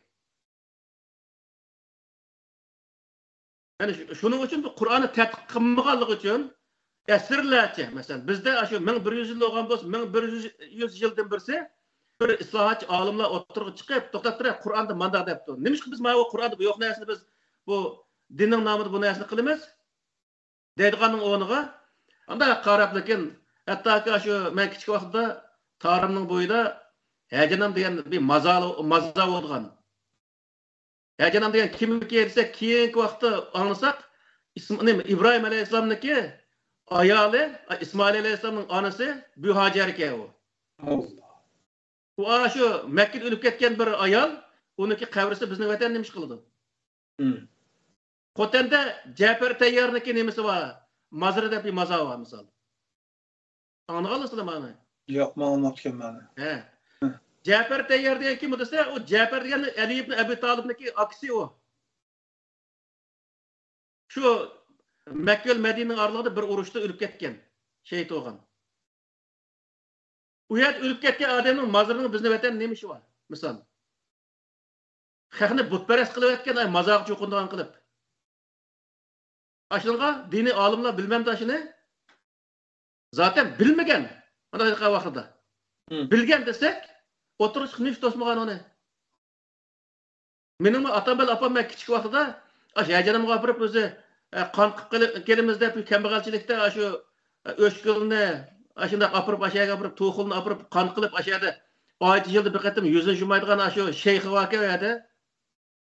Shu shayxga hadiya qilib keldi shuni. Misol men şunu dinin bir parçası aletde aşına amel kıldı. Aşına milletin içinde bir dini alim diyen insanlar çıkıp tosmaydigan gap. Kuchada Mevlana hocamdaki mazır diyen maza var. Kandil keçilleri mesela şu Barat ayındaki nimeleri aşında vaktılda adamlar aşağı tuşup geldi. Dini alim çıkıp maaşına öz hata maayet demeydigan gap. Hiç demegen mi yoki dis deb anlatamagan mı oyunda? Ya demegen o dese millet anlaydı. Ma hata mana qısa butqu çoqunday qanday bo'lmas. Eğer o adamga sen qilmoqchi bo'lsang, uying turib duo qilib qo'y bo'ldi. U yerga borib o qabrisini quchoqlab, yig'lab, misol bayniki Saramniki ya qizilmi shu nemisda bir issiq suv bor. Issiq suvni tog'niki bir beqinda chiqirgan issiq suv. O tağniki nemisde bir tal mında uzunçaq kelgan bir taş var ekende. O taş Hazret Ali'niki ayoli nimeti? Fatime mi? Fatime. Fatime anımızdaki şu ballarını şu büyüşkisi götürücü taş edemdi. Aşağı kelgence düşman kip qalgandikin taş qaynılıb ketkenmiş. Tuğmay kapqagan xotullu berip, taşıp quchoqlab, "Voy, men bala versen" deb yig'ladi emasmi? Bundaq aql almas chetniganda ajoyib chetnab ketgan avvallar ig'ir bo'libdi ekan haqiqatan. Odatda o'ylab baqsizlar. Haramga borsak, Ka'bani mushtaq quchoqlab turib, yig'lab o'sha yerda Ka'baga eslab olib, to'g'rimi ya? Ha. Bu Ka'ba degan bir toshdan seldigan bir narsa. Hech qanday uni foydasi yo'q. Alloh taolo u yerni ziyorat qilib kel dedi. Sen ziyorat qilsang bo'ldi. U Xudo emas. Xudo osh taraf qarab namoz o'qi dedi bizni. U yer ulug' bo'lgan narsa nima desa Xudoniki buyrug'i. Bo'lmasa o Ka'ba deganni necha qatim o'zi urib cheqilib, qayta selinib qolgan narsa u. Masalan, shu nimaniki Hajjajnik nima? Ha, Hajjajniki zamonimi? Muaviyning bolasi Yazidniki. Yazidning. Ha, Yazidning zamonida mana shu Ka'baning o'zini manchayliq bilan ko'mpay-ko'm qilib, Hajr Aswadning o'zini param-parcha qilib o'tganki, shu vaqtda. Keyin yana qayta soldi shuni o'zining joyiga. U yerda o tosh, o narsa hech qanday o'zi insondan ulug' narsa emas u. Bizga o'xshash Alloh taoloning maxluqi xolos. Ammo u yerdagi narsa nima desa, faqat Alloh taolo osh tarafga qarab namoz o'qi degan buyrug'i bu yerdagi bizga ulug' narsa bu. Allohning buyrug'i ulug' bu yerdagi narsa. Bu yerdagi ulug'. Ammo o tosh narsa kerak, hech qanday bizga bir ulug' yeri yo'q. O Hajr Aswadni zaten nereden chiqsin, jannatdan chiqqanda, jahannamdan chiqqanda bizniki hech qanday unvon ishimiz yo'q. Ammo u bir tosh nereden çıksın, nereden çıkan bolsa çıksın, o bir taş, o taşını hech qanday bizga foyda yetkazolmaydi. Yani insanlar mushundaq bir ozg'un yo'lda ketyapsa, uningga dini olim men deyotgan insonlarning o'zi ko'z yumib, shuni qilayotgan ishini yana to'g'ri qilib, shunday ketayotishning o'zi bu bir jinoyat ishlaganlik. Olimlarniki. Şunun için bu yerde biz şu hazırda bu gapniki asli maqsadda kelmadik bu programmaniki. Şu Allah'a imandan başlap iman keltirib Allah iman. Onu Allah Taala Qur'oni Karimda o iman keltirishni yüzünü qanday tasvirlabdi. Şu bo'yicha uni anlatgandan keyin bizning imonimizga aralashib qolgan inshaalloh Allah'ınki hakkındaki izlenişler ve izahatlar Kur'an-ı Kerim'de düşündürülgen. Ve Allah buyurgan peygamberlerden tartip malaika kadar hemisi gibi nezer salımız zaten. Kur'an'ın nimisinden, penceresinden elbette. Bugünkü bazı timi münasebetler mesela Kur'an'a alakadar yani başka yani ta'kidlediğinler olsa anlasak bo'lmasa uning roli nima? Masalan, Qur'onning roli albatta mavzuga aloqador turli narsalar deb o'tib ketdik. Bir qism manbalardan uchurlarni olgandan keyin tadqiq qilib chiqib, undan natija qozongan g'arbdagi olimlarningki xabarlarini tuygan bo'ldik. Biz hamda o kadar taraqqiyot qilgan bir ilm fanlarni qarshilamadik Qur'on Karimni. Bizning jamiyatimiz va bizning mushundaq mustamlik qilgan bir millatning ve bütün insaniyetin ki hayatı bilen kandak bir rolü var mı Kur'an-ı Kerim'de mesela insanın kandak rolü var. Bu sahada mavu birisi beymençe sualını evertçu. Ben bunu mavu nimede bazen imla nimenin hemesini kılıp mavu kompüteri yazıp kaldırıp koydum. Bunu meseleyi evet verim. Hoş toruk çaplap koysul buldu. Hoş. Kur'an kandak kitap insanı to'g'ri yo'lga yetaklashda yetarlikmi degandek savol ekan birinchisi. Yetarlikmi degani hamda Qur'on agar yetarlik bo'lmasa, uningga boshqa bir narsani qo'shish kerak. Qur'oni Karim Alloh taolo Qur'onning o'zida "Al-yawma akmaltu lakum dinakum va atmamtu alaykum ni'mati va raditu lakum al-islam dina" degan oyatni tushirish orqali Qur'oni Karimning qanday bir kitob ekanligini mükemmel bir kitap ekanligini bizga bayon qilgan. Yani onu men mükemmel bir holatga akeldim. Yani mükemmel bir kitobni sizlarga berdim degan gap endi. "Al-yawma akmaltu lakum dinakum" deganda men sizlarning diningizni mükemmel holatga qildim. Siz mush dinga e'tiqod qilsanglar, mushunga amal qilsanglar, men rozi bo'laman degan va razit lakumul islam dina degan osh mazmunni ifodalaydi endi. Xo'sh. Yani bunun bayatin birisi bir aqır javob bergan bo'ldik. Yani demek ki Kur'an-ı Kerim hech qanday boshqa bir narsaning izohatiga kerak yo'q, ehtiyoj yo'q. özünü özü izahlaydigan, eğer özü düşünmeye yer olsa, şunun münasebetlik başka ayetlerini bu yerge ekiliş hazır nahayet oңay. Şunun münasebetlik ayetini tapımda şunun bir tal kelimenin özünü şöyle yazsa, şunun münasebetlik bütün ayet Kur'an'da çıkıda şu aşağı torlaba hazır. Şunu olan onaki izahlaydigan ayetini tapsı boludu misal. İkinci sualının özü Kur'an Allah'ın sözü ekenlikке qandaq deliller var depti bayqı onu dep bolduk. Hem nasih mansuk degan nima deptiki? Bunu men bayatın bunu muhim bir nokta dep qardım. Çünkü nima qilgan vaqtda Qur'oni Kerim o'zlik narsalarni insonlar qilsa qandaq foyda bo'lganligi haqida nihoyat o'zi ochiq bayon qiladi. Ya'ni Qur'onda Allohga ishonish degan nuqtaga kelgan vaqtda buni nihoyat tafsil so'zlaymiz. Ishongan vaqtda onunğa öz qandaq foydalar bor misol insonga. Ishonmagan insonlar qandaq o'zi ziyonlarni tortadi. O dünya ahiret emas, mush dunyoda tortgan ziyonlar bor bu yerda. Ahiretki ziyon o kelajakdagi narsa. Şoňa Qur'oni Kerimdeki bir nemesi şu, ikkinchisi özüneki sirtideki narsani Qur'oni Kerim ichiga olmaydi. Yani onu amalda qaldirish xususiyatiga ega. Bunu kim qiladi desa, bunu bilgan olimlar ma bu din emas, ma dinning jumlasi emas, bu Qur'onning ichida yo'q bu narsa. Bunu qilsak gunoh bo'ladi. Deyish kerak. Üçüncüsü kitap ve sünnet Kur'an'da bağımı depti. Bunu mu hem de kitap ve sünnet hakkında məxsus toxtalımız qoyamız. Bu çok bir mevzu. Kur'an ilim-fen sahası qandaq qaraydı dep nuqtu bu münayeti yaxşı. Muşuna oxşaş endi bu yerda 30'dan artıq sualının özüne yazıp evetipti birisi. Maşallah. Bunu bir qancha adam yazgan oxşaydı. Bunu mən sizga evetip beremem, Xudoyim buyursa. Ma'qul. Yana en muhim bir sualın özü Kur'an 1400 yıl burunqi davrga xosmi yoki her joyga, her zaman o'rtaqmi, her joy, her zaman o'zi maskelamdi degan mundaq o'zi bir sualni evatibdi. Bu nihoyatda yaxshi bir sual bo'libdi.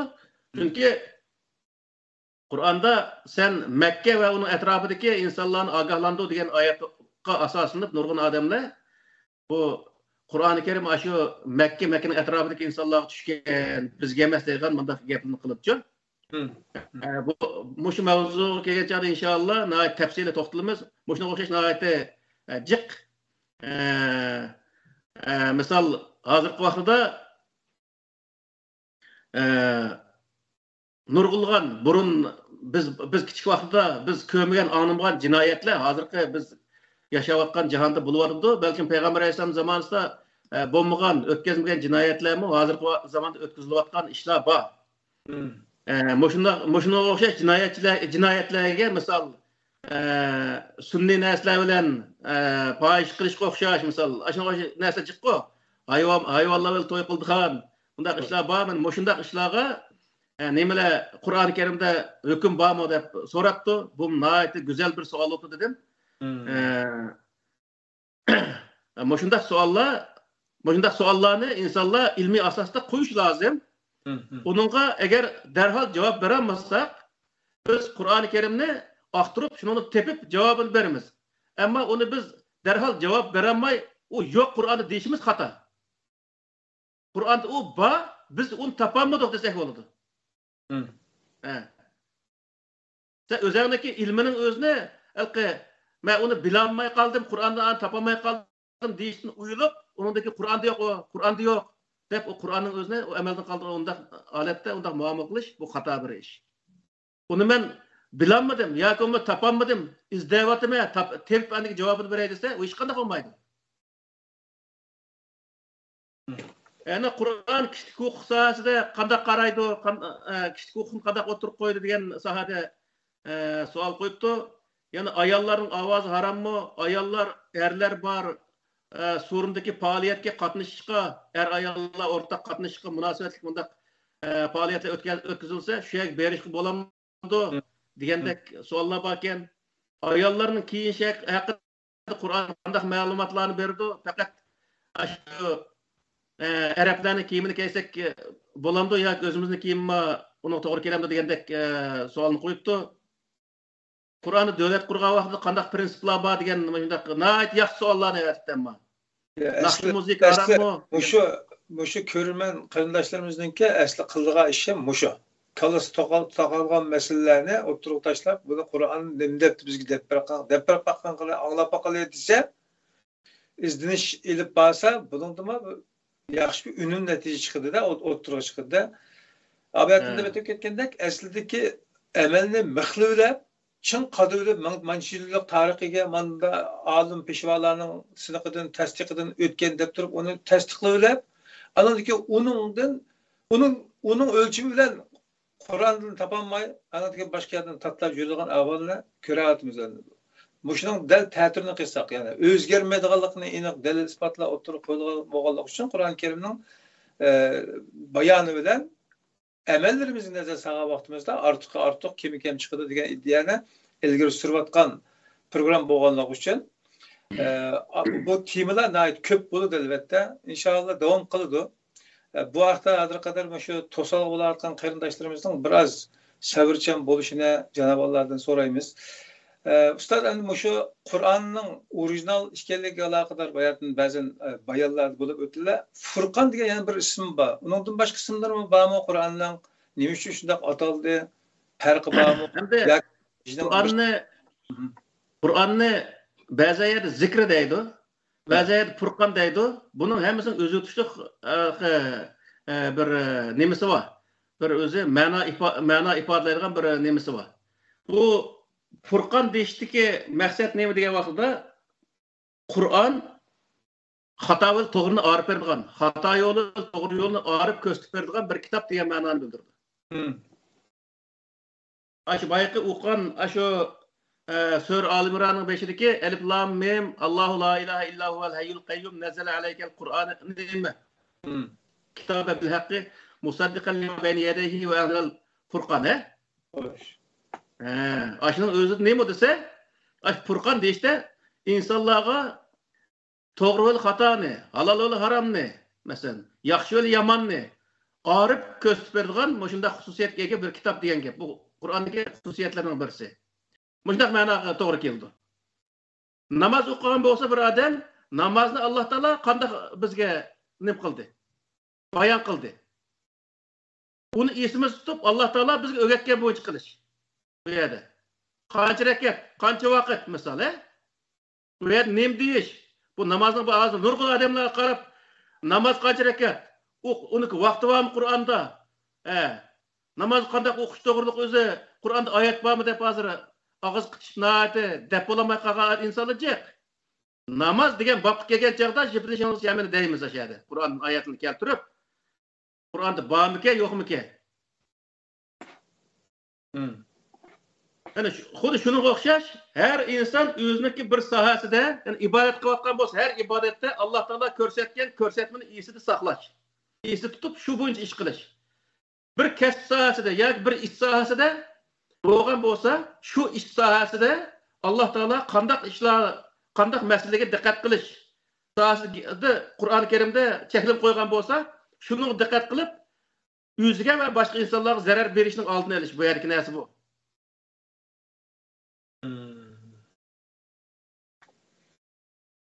Undaqmi g'arb dunyosida shu kishilik erkinlik, boshqalarga azob emaslik, har kim o'ziniki huquq doirasini belgilik doirada kutishib kelishish, qatorliq kelishishlar bor. Mushunda hal qilsimi bo'laveramdi ya. Qur'on ashtaq hal qilgan. Bu Yevropa, g'arb davlatlari bu kishilik huquq deganning o'zini boshqa yerdan o'rgangan narsa emas bu. Hozir mening og'rishimcha Angliyaning o'zida eng oz bo'lsa 1000dan 3000 gacha odam mush Qur'on tadqiq qildi ki misol. Subhanallah. Qur'on tadqiq qildi ki. Qur'onning o'zida bo'lmi ya har xil insonlar. Har xil sohadan misol fizik sohasidan qilsa, Qur'ondagi fizik sohasida qanday? Qur'onda halqi biz bunday o'qib o'tib ketamiz-ku. Shunaqa. Biz shu hech qanday narsa bunday halqi sal qarab lekin mangimiz. Masalan, Qur'onda falan qavmning o'zini mandaq bir imkoniyat illa sayhatan vahida misol, birla ovoz kelib tamoman vayron nima halaq qilib o'tgan degan mundaq oyatlar bor. Ba'zi yerda shamol halaq qilib o'tgan degan ashunday halaq qilingan qavm to'g'riliq Alloh taolo bayonot berib bizga ashunday deydi. Hı. Bu yerdeki bir taraftan Kur'an'ın kanunu prensiplerini faydalandı, ikinci bir taraftan ilmi sahasını faydalandı. Mesela avaz insan halak kıla alındı. Kıladiken. Misal ötken yıl boldum ki, şu Xitay Hindistan çegirisine bir yoğun bir labanı apırıp koyup aşında bir adamını kalaymakan kıldığın aşında bir avazını koyuyorken dekin Hindistan'daki askerler şu yer kusup 5 ayında şunda kıp ketkenlik doğru haber geldi o. Hoş. Eğer avazının özünü tekimden yukarı dolkunlu götürüp vakıza kısa insanı veyran kılıvatkan, halak kılıvatkan bunda halat getirdi diyen gep. Bunu nemeden faydalandı? Aşının qarab, to'xtatdi bu ovozning mu insonni ovoz bombasi misol yasash bu yerga narsa. Ovozni mu shu inson halok qilish dardsiz apara olsak halok qila oladi ekan, o'ltira oladi ekan deganni bular anda foydalanadigan gap misol.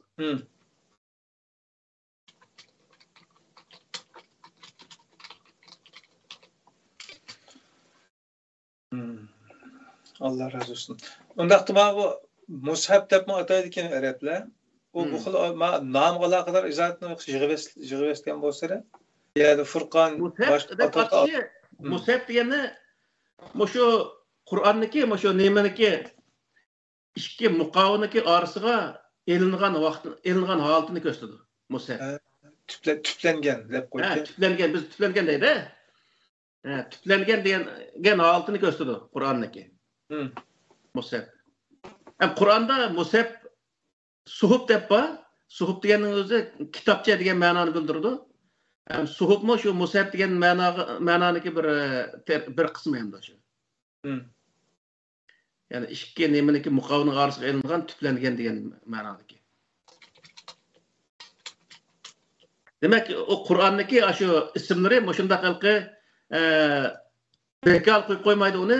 Furqon deyishdiki, maqsad o insonlarga to'g'ri yo'l xatoni, halol yo'l haromni ko'rsatadi. Ko'rsatib bergan bir kitob degan ma'noni bildirdi. Zikr deganni mana bayatın biz dedik, shunga o'xshash inson har bir ishda qo'ygan prinsiplarni esda saqlashni bildirdi. Şu Qur'onda Alloh taolo namozni ko'pincha zikr deb ataydi. Zikr degan nima? Namozni biz Qur'onni o'qiymiz. Qur'onni o'qigan vaqtda shu Qur'onda sen o'qigan narsani esing tut. Uni menda o'qib qo'yib lekin andekin o'zi, ya'ni o'zaniki eski ishini qilib ketaverma degan gap. Xo'sh.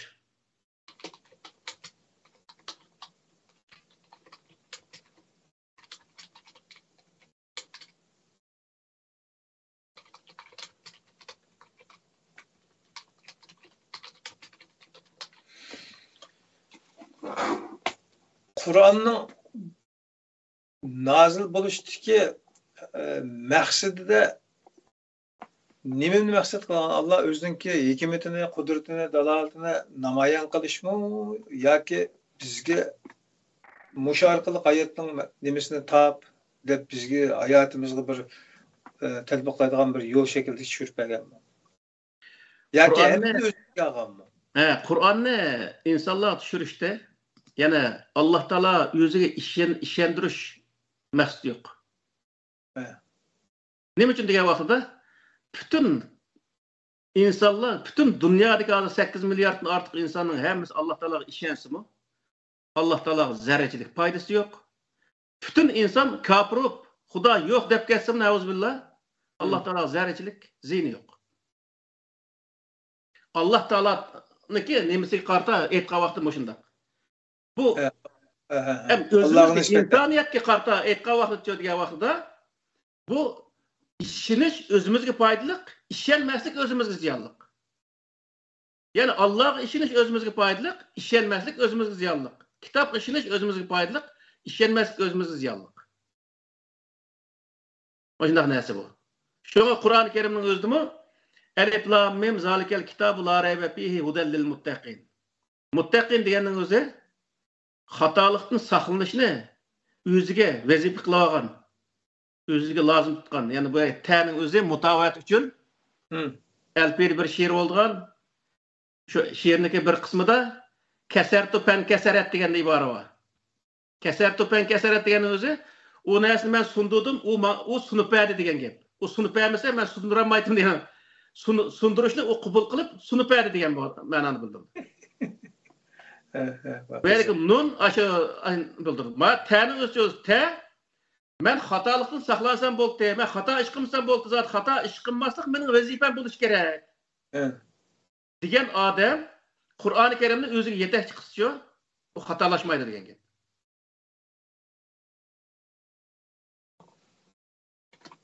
Andaki şu nemenin özde, şu sualının özde, bana evetken sualının özde. Yana her katımlık şu nemede, Kur'an'daki şu 5'den başlap bir mezmunun özünü, kısa bir mezmunun özünü şu düşendirip ötpegen bolsun da başladı yaptı. Şununla ben bugün şu Kur'an'ın 5'i Sür Fatiha olgandakin Fatiha'nın özünü ben kısa kılıp şunun özünü bir bayan kılıp ötketey dep aşına oyuldumçu. Eğer sizge muvaffak olsa. Yok, huzur. Şunun olan ki ahırsını tüketsek bolar. Öyle, başla kıldı. Euzu billahi mineşşeytanirracim. Bismillahirrahmanirrahim. Elhamdülillahi rabbil alamin. Errahmanirrahim. Maliki yevmiddin. İyyake na'budu ve iyyake nestaîn. İhdinas sıratal mustaqim. Sıratal lezîne en'amte aleyhim gayril mağdubi aleyhim veleddallin. Amin. Bunu o tercim kılıngan tercim Kur'anlığa qandaq tercim kılıngan bu yerdə menik tercim kılış usullarım qarab onu seliştirib görseňler boldu. Evet, elhamdülillahi rabbil alamin errahmanirrahim maliki yevmiddin. Yani hemde barlyk hemde sanalar alemlerinin Rabbi. Yani alemlerin Rabbi diyen bu yerdə Rabbil alemindeki Rabb bütün alemni tedrici barlyk keltirgen diyen manany bildirdi. Yani her qandaq narsa kainatdaki her qandaq narsa tedrici yani basqıç özü vücudga kelganligini bildirdi bu. Üsümlükmü kichik özü bir tal danning ichidan chiqib asta cho'ngib o bir üsümlük alet keldi. Meyve verdi yana özü dan verdi. Daraxtmi ashundaq kichikligidan cho'nglikqa yuksilib daraxt bo'ladi. Odammi kichkidan bir narsa o cho'ngib biz odam holatiga keldi degan gap. Ammo bu yerdagi bir narsa hamda Darwinning 3 xil nazariyasi bor. Men o'qigan kitobda hozirmi shu nazariya esimda bor. Buniki birinchi nazariyasi tadrij taraqqiyot nazariyasi. Tadrij taraqqiyot nazariyasi o Darwinniki bir narsa tadrij taraqqiy qilish orqali ikkinchi bir narsaga o'zgarish sohasida nim qildi. Masalan, bir namlikdan qurt paydo bo'lgan, qurt o'zi shu nemisda ko'rsatib qo'yibdi. Men uniki nemisni ko'rdim, qurtni biz o'qigan vaqtda kitob o'qigan vaqtda bu narsa bordi. Ammo hozir men videoda chiqirdi ekan uni. Bir 8 mı shunday puti bor ekan. O qurt shu meni yurib orliqdagi 4 tal puti uprab tugab ketib, oldiki 2 put o'rab, og'idagi 2 put qolib ketdi ekan. Şunalar qo'sqini ko'tarish uchun o kuchig'i yurib, qo'llari yo'g'inab, o boshqa bir maxluqqa o'zgaribdi. Ashunga taraqqiy qilgan boshqa bir maxluqqa tadrij taraqqiy qilish orqali mendaq o'zgargan. Nima dedilar? Türlerning o'zgarishi degani shuki. Yo'q, tadrij taraqqiyot turlarning paydo bo'lishi ikkinchi bosqichi buniki. Xo'sh. Ashunday qilish orqali hamda shu qurt bir tal qurt paydo bo'lib, u qurt ashunday o'zi nurg'un o'zi narsalarni nurg'un qurtlarni tug'ib deyli, mana bu vaqtda u qurtlardan andakin har xil turdagi hayvonlar, endi tadrij taraqqi qilish orqali har xil turdagi hayvonlar paydo bo'lgan. Tadrij taraqqiyotning oxirisi turlarning paydo bo'lishini keltirib chiqargan demakchandi. Ya'ni dunyodagi turli jonliqlar ashunday narsadan paydo bo'lgan deb qaraydi. Endi Alloh taolo chu degan vaqtda Alloh taolo bu tadrij taraqqiyotning o'zini bir narsa ikkinchi bir narsaga o'zgarmaydi. Bir narsa kichikligidan, ya'ni kichik bir narsa taraqqiy qilish orqali cho'ng holat keldi. Masalan, biz onimizni qo'shig'ida kichik bir narsadik, yana bir necha 40 tal hujayra ota-onaning kelimasi bu. Shu 40 tal hujayraning o'zi oxirida o'zi nim qilib ko'payib bir balolat kelib u biz bir odam bir yo'g'on bir odam olti keldi degan gap. Bu odam taraqqi qilib boshqa bir narsaga taraqqi qilib ketmaydi. Alloh taoloniki o'tirib qo'ygan tadrij taraqqiyot nazariyasi bu. Turlarning paydo bo'lishi desa, turlarning paydo bo'lishining o'zini Alloh taolo Qur'oni Karimda bayon qilib, uning o'zini maxsus shu nimada qilgan bayon qilgandim.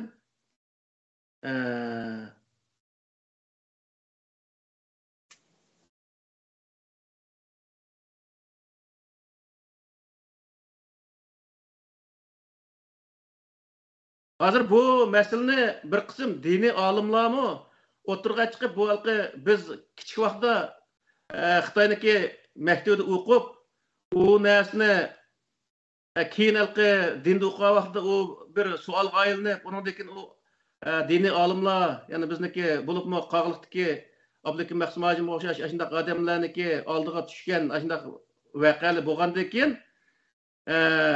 bu naslniki masalalari shu vaqtda yechilib bo'lganda hal bo'lib bo'lgan. Ham uni nurg'ulg'an xalqarodagi cho'ng olimlarmi uni butunlay fantazik bir narsa ekanligini, undaq bir narsa asla mavjud bo'lmaganligini nurg'un kitoblarda yoziqliq.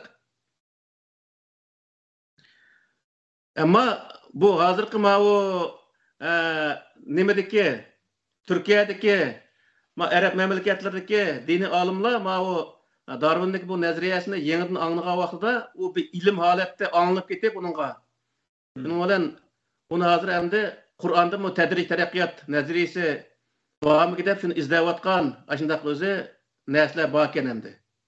Shuningga ma Qur'ondagi shu tadrij taraqqiyot nazariyasiga qarta Sura Fatihadagi ya'ni Rabbil alamin deganning o'zini yani şu Qur'ondagi tadrij taraqqiyot nazariyasining o'zi oshishi endi.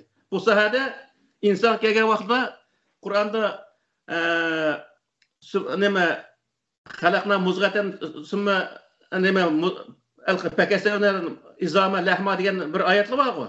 Xo'sh. Mush oyatning o'zi tafsil bayon qildi misol. Odam bir mani holatda bo'lgan birinchi o'g'an vaqtda, undan keyin u bir qon holatda bo'lgan, undan keyin u go'shtga aylangan, undan keyin u go'shtni so'ngakka aylantirgan Alloh taolo u keyin o so'ngakning ustiga go'shtni paydo qilgan degan Fatabarakallohu ahsanul xoliqin deb tugaydi oyat shunday bayon qildi. Demakki, nima desa, Qur'oni Karimdagi tadrij taraqqiyot mana shunday bayon qilindi. Ham turlarning paydo bo'lishini Alloh taolo qanday bayon qildi desa, her bir narsa yani her bir işni, eşekni, kalını, adamның her bir türünün özünü Allah Taala özü ayrım yaratganlığını bayan kıldı Kur'an'da. Ama o nimeni tapay desem şu tepilmeye gidiyordu da.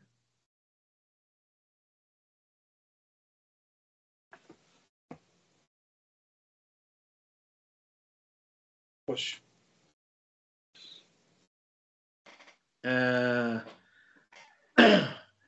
Allah Taala'nınki türlerini paydo bo'lishi, neminiki Darwin'niki türlerini paydo bo'lishi degan nazariyasiga Allah Taala neki o'zi Qur'oni Karimda ko'rsatgan ko'z tutish qanday degan vaqtda har bir turlik jonliqning o'zini bir erkak bir tishining o'zini yani bir juptim shu vaqtning o'zida yaratganligini bayon qiladi.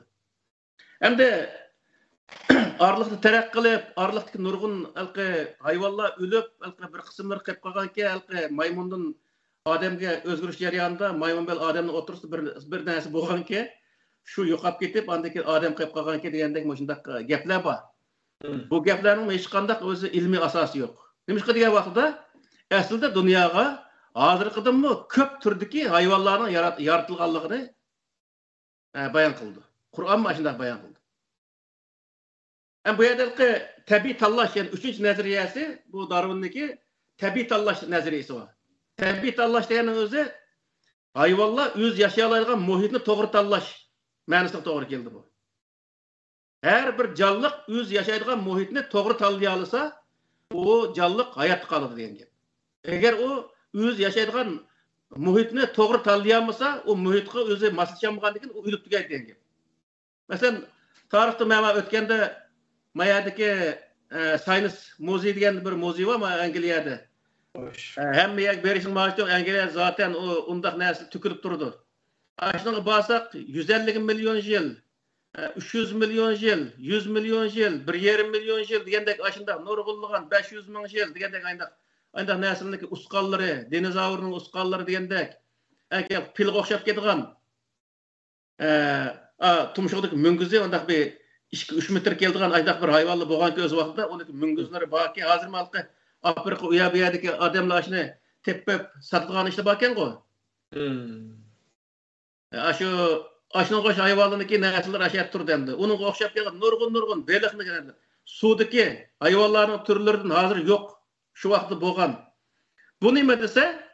Bu hazırmı? Aşı tabiatga to'g'ri kelamagan, tabiatni to'g'ri o'zi yashaydigan muhitni to'g'ri tanlayamagan hayvonlarniki yo'qolib ketayotganligini hozirmi ko'ryapmiz. Misol, dunyoda nurg'ulgan hayvonlarning o'zini qo'g'dildigan hayvonlar, nasl tugab ketish oldi turayotgan hayvonlar degan bor-ku. Nasl nima tugab ketdi desa, u hayvonlar hozirgi bu dunyodagi muhitga to'g'ri kelmaganligi uchun u yashash imkoniyatidan ayrilib qoldi degan gap. Xuddi beliqni suvdan arib qo'ysa yashamaydi-ku.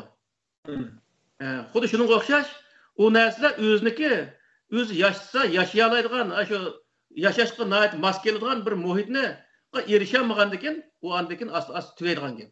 U shu tabiatdagi bir qonuniyat. İnsan başına o'xshash. Masalan, tarixni o'qigan bo'lsak, nurg'un millatlarning bo'lganligini bilamiz. Keyin u millatlar o'zini qo'g'dab turolmagandan keyin nima bo'lib ketgan desa, ba'zilar yo'qib ketgan, Ba'zilar yo'qib ketgan. Nima ish qilsa, u o'zini bor qilish uchun fidokorlik ko'rsatmagan.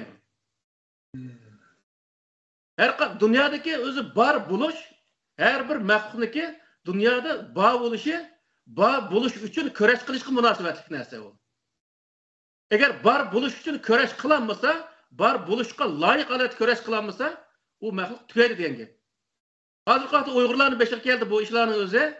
Agar Uyg'urlar o'zining mavjudligi uchun mavjud bo'lib turarligidek holatda kurash qilinmasa, dunyo sahnasidan tugaydi. Shuning uchun o'ziga kerak bo'lgan, o'ziga foydali bo'lgan har qanday sharoitni foydalanish orqali u o'ziniki mavjudligini saqlash uchun şu kurashning o'zini har qanday sharoitni foydalanib, har qanday millat yoki qanday narsani bo'lishiga nazar foydalanib, o'zining mavjudligini tiklash yo'lida kurash qilish lozim degan gap. Insonni tutib turadigan, insonni davomlashtiradigan, mavjud qilib turadigan narsa faqat kurash. Kurashdan boshqa hech qanday bir narsa insonni nima qilmaydi, tutib turolmaydi, uni bor qilolmaydi. Masalan, eng oddiysi shamol chiqqan vaqtida qarab tursak, bir o'zi yerda alqi yiltizni yerga nima qilmagan, bunda quruq qog'ozga o'xshash narsa shamolda, oddiy bir shamolda uchib, bir yerga tushib, axlat yo'qolib ketadi-ku. U yerga yiltiz tortib olganlari kichkina mayli o'ynoq bo'yniga, uni maysillar o'ynoq bo'yniga irg'anishgandek qilgan bilan uni yerga yiltiz tortib olgandan keyin o'zini tutib turish, o'zi naslining o'zini ayaga o'zini tutib turarligidek bir kuchni ayaga bog'lab olgandan keyin u ayda har qancha shamol kelsa aynoq mayli irg'anishib yurib ashad qilib qolalaydi. Demak, ashning irg'anishib turayotgan narsa, turayotgan holati nimani ifodalaydi desa, u o'zining mavjudligini saqlash uchun kurash qilayotganligini ifodalaydi degan gap.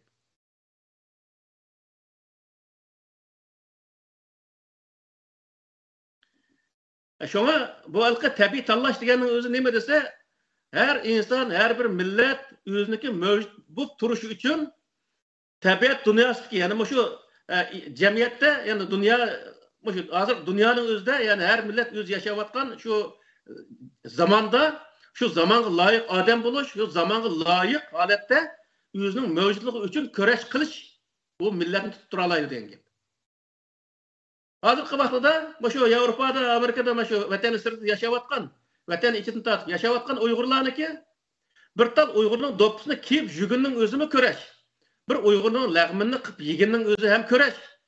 Ham Uyg'urning o'zi bir o'zi Uyg'urcha bir eg'iz so'zni qig'ini va bolalarga shu so'zni, shu do'ppini kiyishni o'rgatish, shu konvoy ko'ylakni kiyishni o'rgatish, shu atlas ko'ylakni kiyishni o'rgatish, shu lag'manni yeyishni o'rgatish, lag'manga poloq odatlantirishning o'zimi Uyg'urlar uchun hozir kurash qilganlik. hesaplandı. Köreşning tigi açtaq närsinde başlandı. O balla özüneki Uygur ekenligini his qilishi, Uygurluk ruhini o'ziga singdirishi bilan keyin Uygur uchun, o'zining millati uchun köreş qiladigan holatga keladi degan gap. Olmasa o'ziniki ruhida Uygurluk ruhi bo'lmasa, o odam mana hozir Angliyada necha yuzlagan Uygur var. Namoyish desak, namoyishga 30-40 undan aşmaydı. Misal. Qaqalniki ota-onasi vatanda jannatul firdaus yashayotganda, nurg'unlar va ashada hozir o'lib ketgan. Biz o'ylarga bordik, nazir qildik. Xitoy o'ltirib olsa-mı, yana ashning o'ziga hech qanday o'zi ko'nglida bir norozilik bildirgan, to'xtab turadi deb uning bir ifoda bildirgan ish yo'q. Yani bu nima bildirdi desa, inson o'zi uchun tabiatdagi sharoitdan, tabiat dunyosidagi sharoitdan to'g'ri foydalanmaganligi uchun foydalanmaganligini, bu foydalanmagan insonlar dunyoda yashash sharoitini, davomlashtirish sharoitini, o'ziniki naslini davomlashtirishni davom qildirolmaydiganligini bildirdi. Masalan, Yevropada Türkiye olsun, O'rta Osiyo olsun, mesela vatandagi nima Uyg'urlar yashayotgan hamma yerda Uyg'urlar davomli bolalarni o'ziniki millati bilan to'y qilishga tashabbus qilishi, shuningga o'zi millatning o'zini davomli tarixini o'rgatishi, millatni yaxshi ko'rsatishi lozim. Musulmon bo'lsalar, uningga to'y qilsa bo'laveradi deb bolalarni to'y qildirib o'tish bu xato bir ish. Bizga musulmon emas, hozir Uyg'ur kerak. Uyg'ur bo'lsa ham musulmon bo'laverdi u. Musulmonlikdan qochmaydi. Türk to'y qilib oldim deb olgan, Kurd to'y qilib oldim deb olgan, Pokistonlikqa Arab to'y qilib oldim deb yurdi misol. Qiyomat kuni sen Uyg'ur bo'lamidingmi deb so'ramdi. Albatta, chunki Alloh taolo Qur'oni Karimda va min oyatihi xalqus samawati val ardi va ixtilofu alvanikum va alsinatikum degan oyat bor. Yani bir yerde qabaila ve nima litarafu degan bir oyat var o. Nima de oniki shu'uban ve qabaila litarafu degan oyat var misal. Bunu şunu ayırmayalım kavim. Bu oyatning hammasi nima desa, bir millat bo'lishni Alloh taolo xohlagan bir ish degan gap. Men o'zimniki xos millatda tug'ilishimni men tanlayamayman. Atam ben apam beni tug'di dunyoga. Atam ben apam Uyg'urga, men Uyg'ur oldum. Bu mening tanlashimdagi ish emas o. Ammo dinni tanlay olaman. Xohlasam musulmon bo'la olaman, xohlasam xristian bo'la olaman, xohlasam yahudi bo'la olaman. Xohlasam buddist bo'la olaman. Lekin millatni men xohlab ya arab bo'lish, ya turk bo'lib tug'ilolmayman. Bunu Allah Teala nima deydi degan vaqtda buni insonning tili, rangi Allah Teala'nın var ve birliğindeki bo'lgan delil deydi Allah Teala. Allah Teala'nın var ve birlik bo'lgan delil bo'lgandek insonning tili ve rangimi uning bir delili deydi. Bir inson o'zining millatini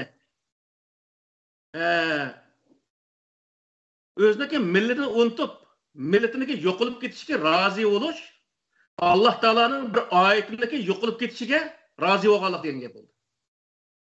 Bir millatni yo'q qilish uchun kurash qilish, Allah Teala'nın bir ayetini yo'q qilish uchun kurash qilganlik degan bo'ldi.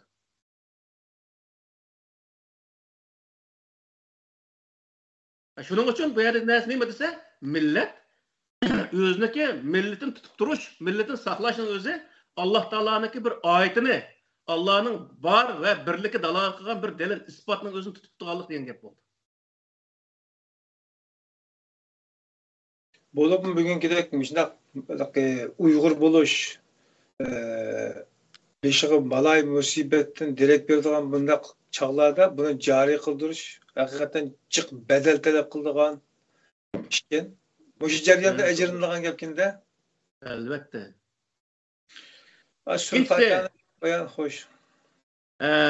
İyyâke na'budu ve iyyâke nestaîn. Yani bu yerda mehribon, şefqatli, qiyomat kunining egisi bo'lgan, yana bütün alemning Rabbi, mehribon, şefqatli, qiyomat kunidagi egisi bo'lgan Allah'a hamd xasdır. Yani barlıq hamd sanalar. Yani alemlerin Rabbi mehriban şefkatli kıyamet günü egisi bolgan Allah'a xasdır denge. Bu yerdeki Rabbil aleminge çıkarak men etip ketdik. Kalgan mehriban şefkatli ekenligini biz Allah'a iman keltirish babında bunun tefsiri kirimiz inşallah. Yani şu vaqtda bunu nim qilamiz. İyyake na'budu ve iyyake nestaîn. Muşundaq bir zat, yani bütün kainatın egisi, kıyametning egisi olgan, bütün kainatını tedrici terakki qildirish orqali barliqqa keltirgan zat Allah, biz sana ibadet qilamiz degan gap bu. İyyake na'budu ve iyyake nestaîn. İbadet qilamiz degan bu yerda itoat qilamiz. Herkesmi qulchilik qilamiz degan gap emas. Evet. Bu yerda nurg'ulg'an o'zi yerda tarjim qilsa, uning o'zini qulchilik qilamiz deydi. Biz Allah'ın kulu emasmiz. Biz Allah'ın mahluqi, Allah'ın egidorchiligidagi bir narsa. Yani Allah Teala osmon, zamin va uning ichidagi narsaning hammasi mening mulkim deydi qo'y. Xo'sh. Mulki deganning o'zi Alloh'niki, biz mulki degan gap. Xuddi dal-daraxt, qolgan hayvonotlar, osmon jismlari hammasi Allohning mulki bo'lgandek, inson shu mulkiniki bir turi faqat degan gap. Çünkü bu yerda nabudu deganning o'zi nima desa, nabudu deganni nayt samimilik bilan Allah Teala'ga itaat qilish. Yani biz nayt samimilik bilan Allah Teala'ga itaat qilamiz ve sana itaat qilamiz ve senden yardım so'raymiz. Sana qulchilik qilamiz degan iborani to'g'ri deymizlar, qanday tushunishimiz kerak bo'lsa. Nima uchun qulchilik qilamiz demaymiz Allohga? Çünkü qulchilik qilish degan narsa o Allah'a to'g'ri kelmaydi. Biz Allah'ın kulu emas. Allah kul bo'lish uchun qanday qilish kerak? Kul deganning o'zi, men bir odamni setib olsam, pulga, odamni, ya'ni er olsun, ayol olsun, bir odamni men setib olsam, u mening qulim bo'ldi. Men bir eshakni ya ishda setib olsam, u mening qulim bo'lmaydi. Chunki nima qilsa, u harakati emas. Allah Teala insonni hech qanday bir yerni setib olgan yeri yo'q. Setib olgan degan qarta delil isbot bo'lsa ekansin. Setib olmagan degan Allohning quli emas degan gap. Allohning bandasi. Yani Allah Teala yaratgan Allohning mulkidagi bir maxluq degan gap. Bu. Buniki ziyonliq termin bor bu nimaniki o'zligi qulchilik deganiki. Nima degan vaqtda qulchilik qilamiz degan gap bilan insonning o'zini bir qul holatiga, qulluq ruhini singdirish insonniki ruhiga. Qulluq ruhini singdirishdan iborat bundaq bir xato bir narsa insonga nima bo'ladi misol. Eğer biz kul olsak, Allah Teala'nın kulu olsak, kuldaki xo'jayinning oldida bir tanlash erkinligi bo'lamdi? Yo'q. Bo'lmaydi, he? Yo'q. Ama Allah Teala Kur'an-ı Kerim'de deydi? "Femen şa'a felyu'min ve men şa'a felyekfur" deydi. Xalqan kişi işensin, xalqan kişi işenmesin deydi o. Allah iman etsin, etmesi yok diyen gap Allah Teala. Bana işensin, işenmesin, o özüne işi diyen gap. Şuna la ikraha fi'd-din deydi. Dinde zorlaş yok. Bizge bu ihtiyarını bergendikin, demek ki bu kulniki, kulga ihtiyarlık verilmeydi. Onun için bu kul deyiş hata, hem kulniki, insanlığınki ruhiga bergan ta'siri mi? To'g'ri emas. Nachar ta'sir berdi. İnsanni qulluqqa ko'ndirishga o'xshash bir narsani berdi degan gap.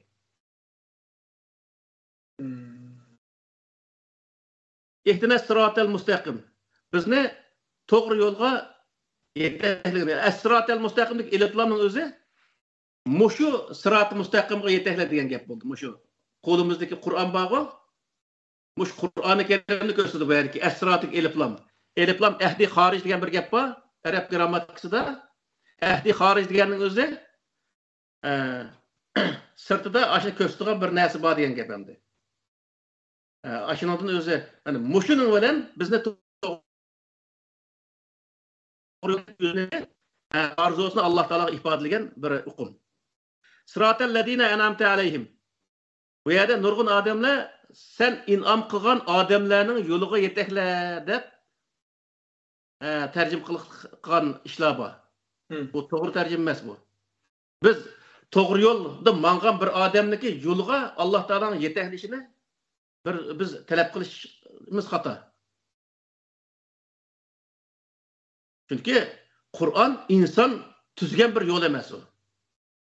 Bu yerdagi allazina deganning o'zi nima desa, sen nima ihtinas siratal mustaqim siratal ladina an'amta alayhim degan o'zi sen in'am qilgan insonlar mangan yo'l degan gap bu.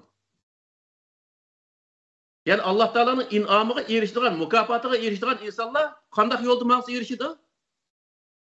To'g'ri yo'lda. Qur'on ko'rsatgan yo'lda. Qur'on ko'rsatgan yo'lda. Qur'on ko'rsatgan yo'lda maqsa u odam Alloh taoloning in'amiga erishadi, shundaymi yoki? Qur'on nimani ko'rsatdi shu vaqt? Qanday yo'lni ko'rsatdi? Sirat mustaqimni ko'rsatdi, to'g'ri yo'lni ko'rsatdi degan. G'ayril mag'dubi G'azabga endi g'ayril mag'dubi deganning o'zi mag'dub ism maf'ul fil muzari majhuldan elindi. La yuqdabu degan ma'noni bildirdi. G'ayri bu yerda la ma'nosida. Nima uchun degan vaqtda lani la ma'nosida ekanligini bildirgan valad dolindagi la va edi. Shu laga asosan g'ayrining o'zi bu yerda la ma'nosida degan. Bu yo'lda mangsa o Allah yani Kur'an ko'rsatgan yo'lda mangan insonlar nim qilmaydi, g'azab uchirmaydi ve azmaydi. G'azab uchirmaydi. Nima uchun? Chunki azmaydi. Valaddaline. Yani Allah Teala evetken bu kitap ko'rsatgan yo'lda menishqa bizni nisbat qilgan degan gap endi bu. U yo'lda mangan odamlar nim qiladi? Siniki mukofotiga erisha oladi. Bu mukofatga erishgan insonlar g'azab uchirmaydi. Nima uchun mukofotga erishadi? Nima uchun g'azab uchirmaydi desa, chunki u odamlar ozmaydi. Bu kitobga ergashgan odamlar ozmaydi deydi Alloh taolo.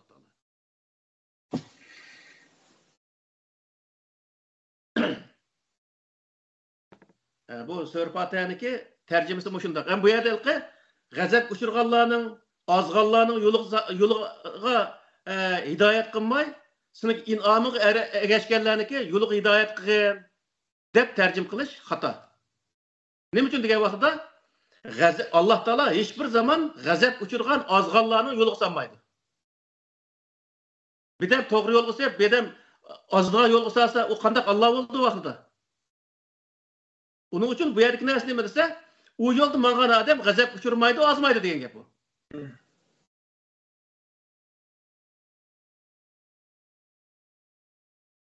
4. ayeti atlab ketib qoldikmi ya? 3. 4. ayet aşı nima? Er-Rahmanir-Rahim. Er-Rahmanir-Rahim deganing o'zi mehribon shafqatli. Ham buniki mehribon shafqatli ekanligini Alloh taoloninki qanday ifodalaymiz degan vaqtda Qur'oni Karim buni qanday ifodalaydi degan vaqtda bir oyat var Qur'oni Karimda ve in ta'uddu ni'matallahi la tuhsuha. Shundaymi ya?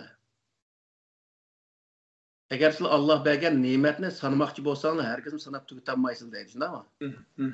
Yani sanaksız Allah Taala nimetinin özüne sizlik beriklik.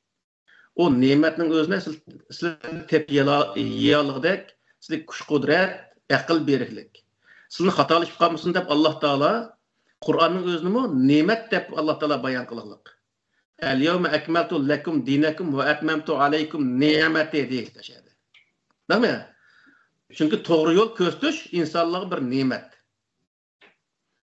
Şu neslerin hemsini bergenligi insanga Allah Taala'nın nimqanlığı, mehribanlık qanlığı, şefqat qanlığı, mehr şefqatni qanlığıniki isbatı degan gap. Mushundaq bo'lgandan keyin mushunchalar yaxshiliklarni, mushunchalar ne'matni bergan Xudo nima ish qildi oxirsida? Qiyomat kunining egisi degan gap ashuni oxirsida kelishining sababi bu. Mushu narsalar hammasi sizlarga berildi, lekin bu bekorli berilgan narsa emas u. Uni men ko'rsatgan yo'l bo'yicha ishlatsa uni. Agar ishlatmasang, qiyomat kunining egisi men jumo yana. Shu vaqtning o'zi seni men hisob tortma degan gap bu. Şoň oxirsida uning uchun sen Qur'oni Karim, ya'ni Qur'oni Karim ko'rsatgan yo'l bo'yicha menishing kerak. Shu vaqtda sen meniki mukofotimga erishsa, g'azabimga uchirmaysa, chunki nima uchun desa ozmaysa sen.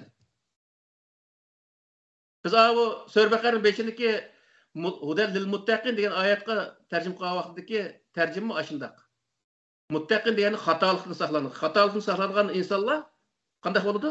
To'g'ri yo'lda mangan bo'ldi. degan gap. Mana bu oyat ashuni ifodalaydi degan gap. Shuning uchun men bu yerda Moşa 25-30 yıldan birisi moşa o'qishni 90-yil tugatgan bo'lsam, hozir moşa 33 yil o'tdi o'qishni tugatgili.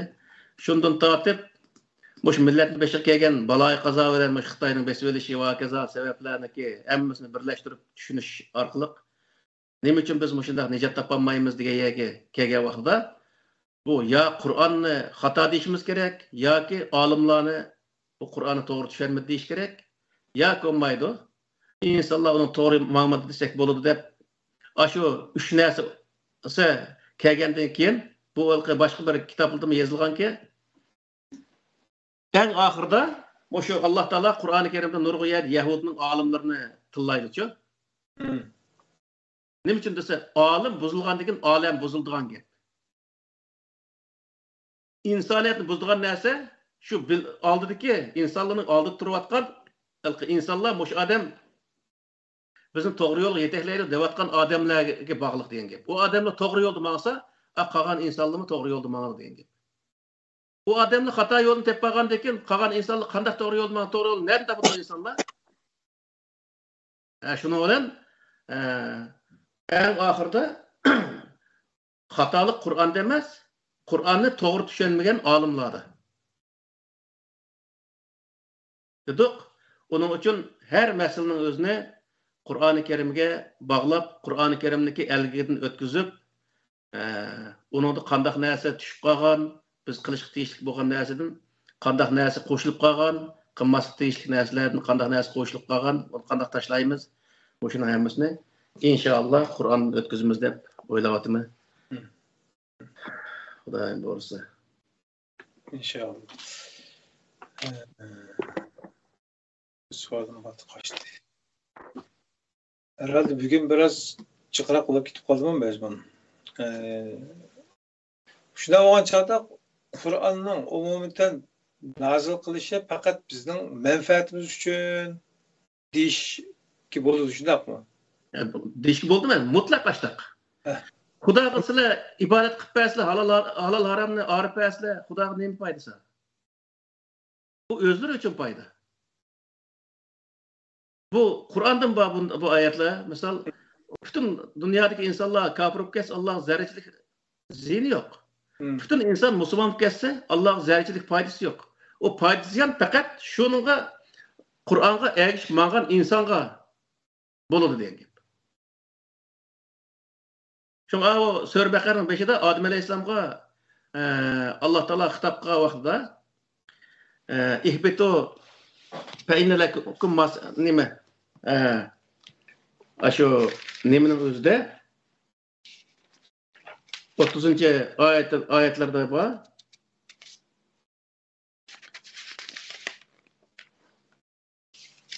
Ketdi bu. Va iz qulna lil malaikati degan shu oyatning nimasida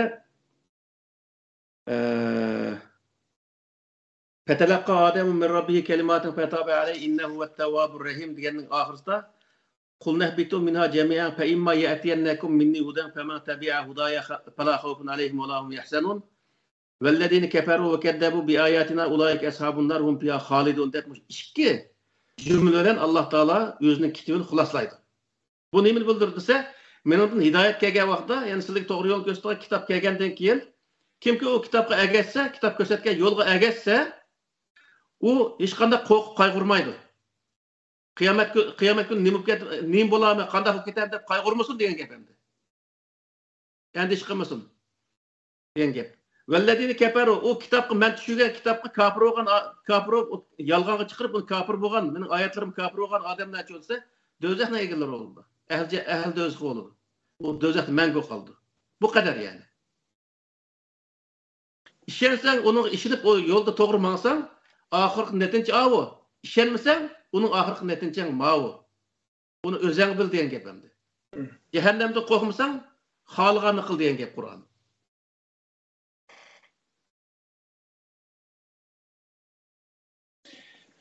Şu günahlar çıkıqışqa hemmisini bir doda qıpığın olmaydı ama inşallah aldığımızda programlarda yana münasebet taraflarını takım kengaytishga cho'nqurlashtirishimiz. Shunda bo'lgan chog'da bugun Qur'on va uning roli haqida biroz to'xtalgan bo'ldik.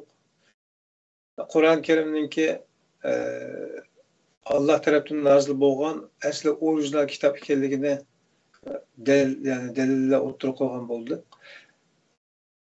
Keyin toplanmaganligini, keyin toplanmaganligini, balki Payg'ambar alayhisalom hayot vaqtida tutilib bo'lganligini, kitob holatiga keltirilib bo'lganligini ilgari surgan bo'ldilar. Bu haqda fikrlar bo'lgan qarindoshlar bo'lsa, inkas qismiga yoki bizga ayrim shaklda nima yo'llasa, inshaalloh fikrlarini, ya'ni ko'z qarashlari, izlanishlarini o'zaro ushqashtirishga, to'g'ri tepish uchun hamkorlashib tirishimiz aziz qarindoshlar.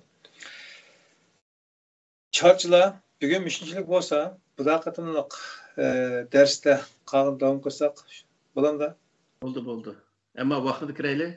İnşallah. Bugün ya şu bir sebep bulup kaldı. Yarım saat geçti. Bundan keyin aldınqı ötüp ketken programmada düşken suallardan so'rash planımız var idi ama o programın davamı şekilde program qilmaganligimiz sababından onu so'rash münasib kelmedi mezmun itibariyle. Eğer chala qolgan yoki bugungi temaga aloqador so'ralsa yaxshi bo'ladi degan savollaringiz bo'lsa, azizlar qayta tavsiya qilib qo'ysangiz, inshaalloh bu hafta dars boshlashdan ilgari yoki darsdan keyin inshaalloh uni javoblashtirishlar. Undan ko'p rahmat. Misha qadar bo'lsin. Alloh omonat. Sizlar qatim ko'rishlar. Siz qarindoshlar salom o'sha ekrandan. Sizlarga shunday. Alloh omonat. Assalomu alaykum va rahmatulloh. Muhtaram qarindoshlar, bugungi programmani yoqtirib ko'rib berganlar uchun ko'p rahmat. Ko'nglingizdek ustoz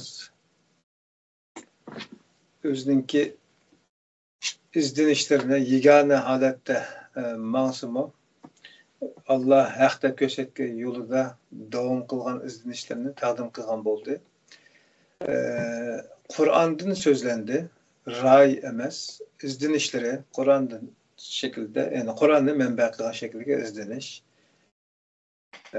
Şuna insan bulaştığımızla hemen mükemmel top doğru kılımız diyemeyiz. Hemen şundan tepkilik. Hatalıkımız olsa göğüs tüperse karşılığımız değilik ustaz. Ben vakaletini de koyayım. Sen Cenab-ı Allah'a tavşırlar arkadaşlar. Peygamber Efendimiz'e eğer hakikaten varislik kılımız, hadislerin için konumuzun suyimiz, hatta imanımızın ki amillerden, şartlardan da düşünümüz diyen kardeşlerimizden ki Peygamber Efendimiz'den en güzel ahlaklarını tekrar yaxşı şekilde cari kıldırışını, emin oluşunu tavsiye kılacağız kardeşler. Peygamber Efendimiz'den vefat olup ketken çağda bir Yahudi hoşnusuğa özünün sağlığına amanet koyganlığını düşündürüp geldi. Yani bir yerde kişilik münasebette insanın itikadı, göz karışları el kılgıç amile meskeligine göz tutmatıdır. Qarindoshlik meselesinde inşallah Kur'an-ı Kerim'deki qarindoshlik qanday qo'llanganligini aldığımız derslerde günümüz belki bu savollarımızga şu çağda to'liq şekilde cevap erişishimiz mümkün. Ko'p rahmat, aman bo'linglar. Assalomu alaykum va rahmatullohi va barakatuh.